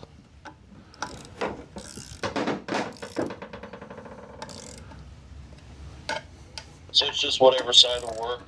Well, they'll only go on one way, right? No, you can have them backwards. Oh, you can? Oh, Yeah. that's perfect. You just want to look at your bleeder valve because that's what makes the difference of getting the air out of it. The bleeder valve needs to be in the same position and area that your old one was in. So I gotta go dig the old one out of the trash and look and see where it is. Yeah. Yeah. Well, And hold it up there and see. last time I ever call you for anything and give me bad news. Should have done that first before you took the trash. I ain't gotta go far. Trash can's right beside me. Oh. I just don't want to get it out because I'm a lazy piece of shit. He's a lazy piece of snitch. But you can't call me that. I'm giving you a hat. You have to suck my ass now. Damn. Well, you gonna do a lot. You gonna do a lot of editing. I don't really think if it goes how the passenger side just went, I'm gonna have this done like a half hour, which is perfect because it's about to start tsunamiing here. What it is, Yeah. it is here. Yeah, it's thundering and lightning hard here. It's dark. Well, it's thundering at least here, dark too. Whoever's pumping those brakes for you when you bleed them, Yeah. when they pump it a few times, 3 to 5 times, and then hold pressure down on it. When you crack that bleeder valve open, their pedal's going to go to the floor, and they need to push it all the way to the floor as it releases pressure. I can bleed these brakes and you can crack them at the same time, can't I? No. Oh, great. That's good. I'm here by myself. You can't do it. You ain't got the machine to do that. Unless you got Inspector Gadget arms and legs. I don't have that either, and I don't have any bodies to help, so Damn. I guess I'll sit here and wait. You can't bleed them. Alright, well. Great. God damn it. Alright, well, I'll just have to wait then. Yeah. I'll just have to sit here and wait. That's all I can do. Well, while you're waiting, you can watch video. How to. Alright, well, I'm going to try to at least get them on then, I guess, and ready. Yeah. Alright. Alrighty. Okay, bye-bye. Oh, boy. You're going to do a lot of editing on the video. Nah, he'll leave some of that in there. Huh? He'll leave some of that in there. Give someone something to laugh about. Yeah. Hold on. That's why the cameraman's a cameraman and doesn't do any of the mechanic work.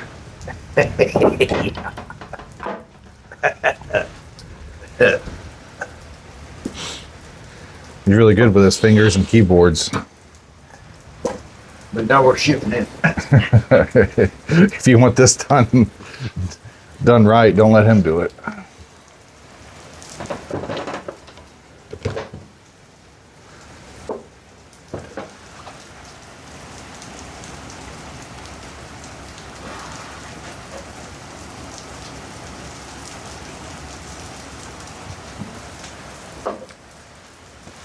We should have had time yesterday to go over our surprise and have all that done. But didn't. Mm-hmm.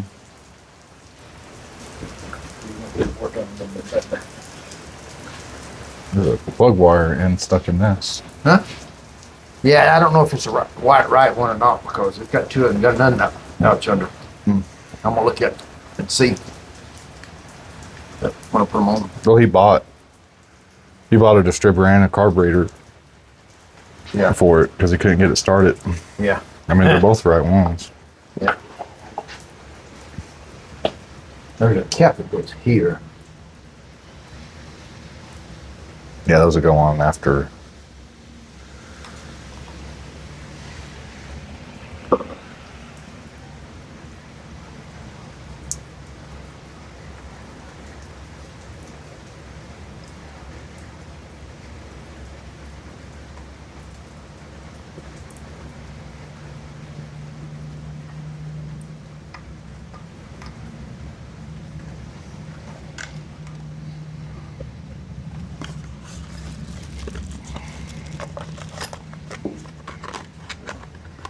The southern goes right down here. Them rings, those pistons, they're sold in 4. There was a 1 ring of each kind left over. Oh, it is? Uh-huh. On this for this Honda? Yeah, so when they buy these pistons, they buy them for 4-cylinder Oh. because the ring set comes in for 4-cylinder. 4-cylinder. Mm-hmm.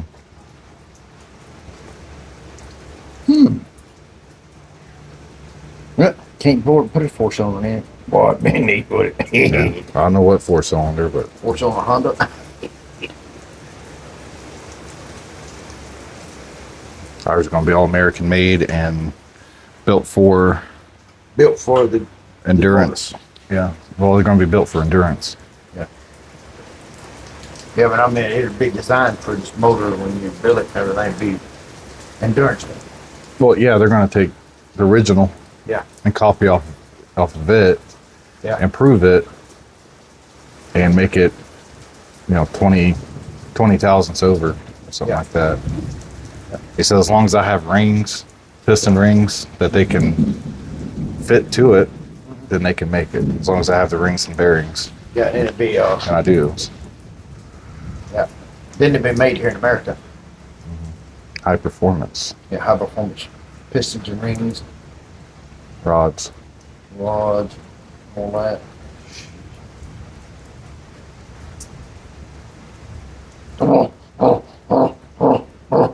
They're ready to go. Yeah.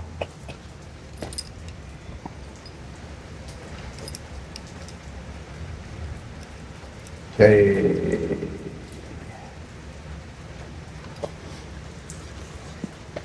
We're gonna set this in there just like that. Mm-hmm.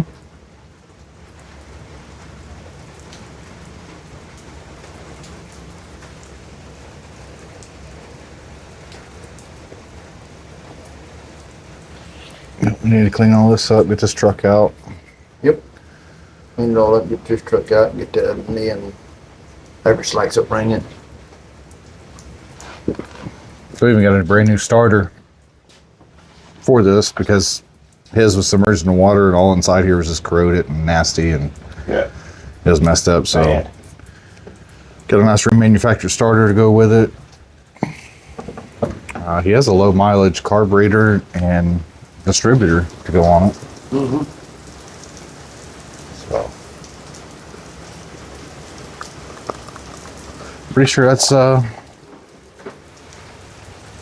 it until we get the engine in, and then we can finish putting the intake and accessories on it.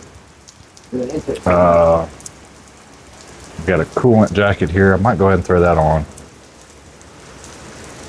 And then intake, exhaust, all that good stuff. So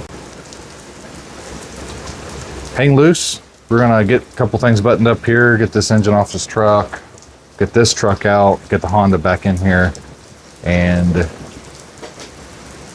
stab it back up in there and just finish putting it together, fire it off, see how it sounds. So stay tuned. We'll be right back.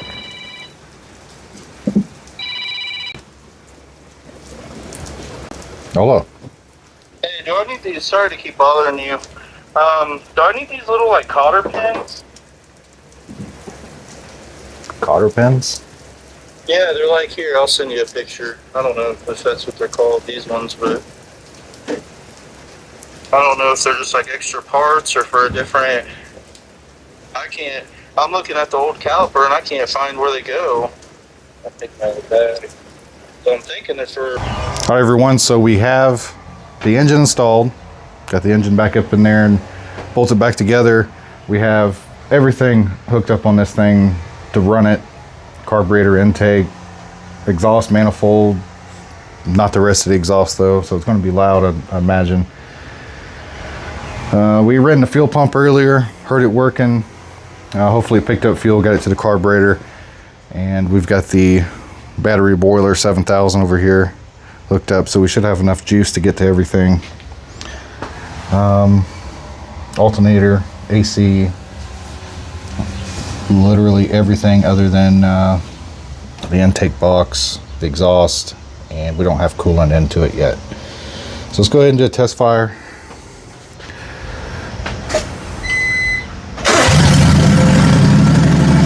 Wow, he just touched the key on it.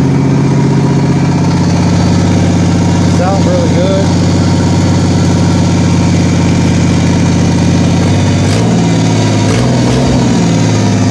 Got perfect response. Shut her down. It's got perfect response on it. So we know that it's setting in time. Everything is, well, that's good. She's getting ready to sit back onto the ground and do everything she needs to do, hopefully. So I know it's been a long video, long process, but you can see we got everything back together, everything machined, new pistons, rods, all the gaskets and seals to go along with it. The crankshaft tested out good when we did the measurements and everything, so they're within tolerance. We didn't have to do anything to the crankshaft. All right, mini truckers and truckettes, we are here with this Honda completely finished out. Wish I would have got more footage of putting the engine back in yesterday and doing all that, but it is a hard thing to do when you're in the zone trying to get something done and then messing with the camera itself. So sorry about that, but we did get the truck running, put the exhaust back on it, got the coolant system bled, put the exhaust back on, and it was full of old gas. Like the catalytic converter was just had to been flooded with old gas in it. So when we put it back on, it started heating up. It started just smoke bombing us, and it smelled like, you know, that old stagnant gas smell. Well, that's what it smelled like in smoke form. So that was good. We was having to shut it off and defumigate the garage and let it get to a point to where it wouldn't kill us, type of thing. But I took the truck out for a drive yesterday, and it runs amazing. It pulls these bigger tires and this dump bed like if it was a bone stock truck. So it really did help out with the torque of the engine. You know, we opened the cylinder up 20 thousandths or 50 millimeters and gave it that little extra oomph that we need. So the truck's done. We put everything back together on it.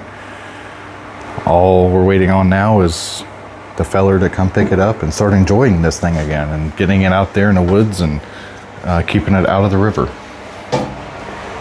So if you guys haven't already, go down to the descriptions, check out the previous video of pulling this truck in, tearing the engine down, examining the inside of the engine before. And then, you know, with this video, you've seen how everything went back together, how nice and clean and smooth everything was. You know, every seal and gasket in this engine's brand new. The only thing we didn't have to touch was the crankshaft and main bearings, which, you know, if we would have got into the crankshaft stuff, we'd still be waiting on that. Because they're 4 months out to even look at the crankshaft. So, you know, last week, I do have a buddy that has a different machine shop that I use, and he set his buddy up with a crank grinder. So I have someone now that can get right to our crankshafts and, you know, turn them if they need it, and we don't have to wait 74 million months to get a crankshaft out and back. So that's going to be a very vital thing for us, as we're going to get into building more engines, and we're going to be building them more on the performance side. We're going to be using upgraded rods, pistons, bearings. You know, this is going to be high performance quality stuff that it's not going to give the truck, the engine, a super big amount of power gain, but you're going to get a long longevity out of your engine and a little more oomph. You're not going to be wearing out rod bearings. Your pistons are going to be coated. Your bearings are going to be coated, made out of some really high class materials. So keep an eye out for that. Once we get this truck out, get the next one in, I'm not sure what we're going to be working on next. I got to get with Michael. He keeps track of all the service, who's in line to get that done. So I've also got a couple of my own stuff that I have to get in here and work on, because, you know, it's getting to a point where I don't have time to work on my stuff. Actually, I haven't had time to work on my own stuff here in the last almost a year now. So I got to get my van in here. I got to get my Subaru back in here, finish a few things up on them, and get those ready. So anyway, appreciate you all being here. Like and subscribe if you haven't already. If you're returning, if you watch this video all the way through and you haven't subscribed yet, go ahead and do that. It's not costing you anything money wise. It gives you notifications when we upload videos, and it helps our channel grow. So yeah, shoot us a comment what you think about this build, how we did it, everything that went into it, and keep your mini trucks trucking, your wheels turning, stay safe out there, and I reckon we'll see you all here on the next one.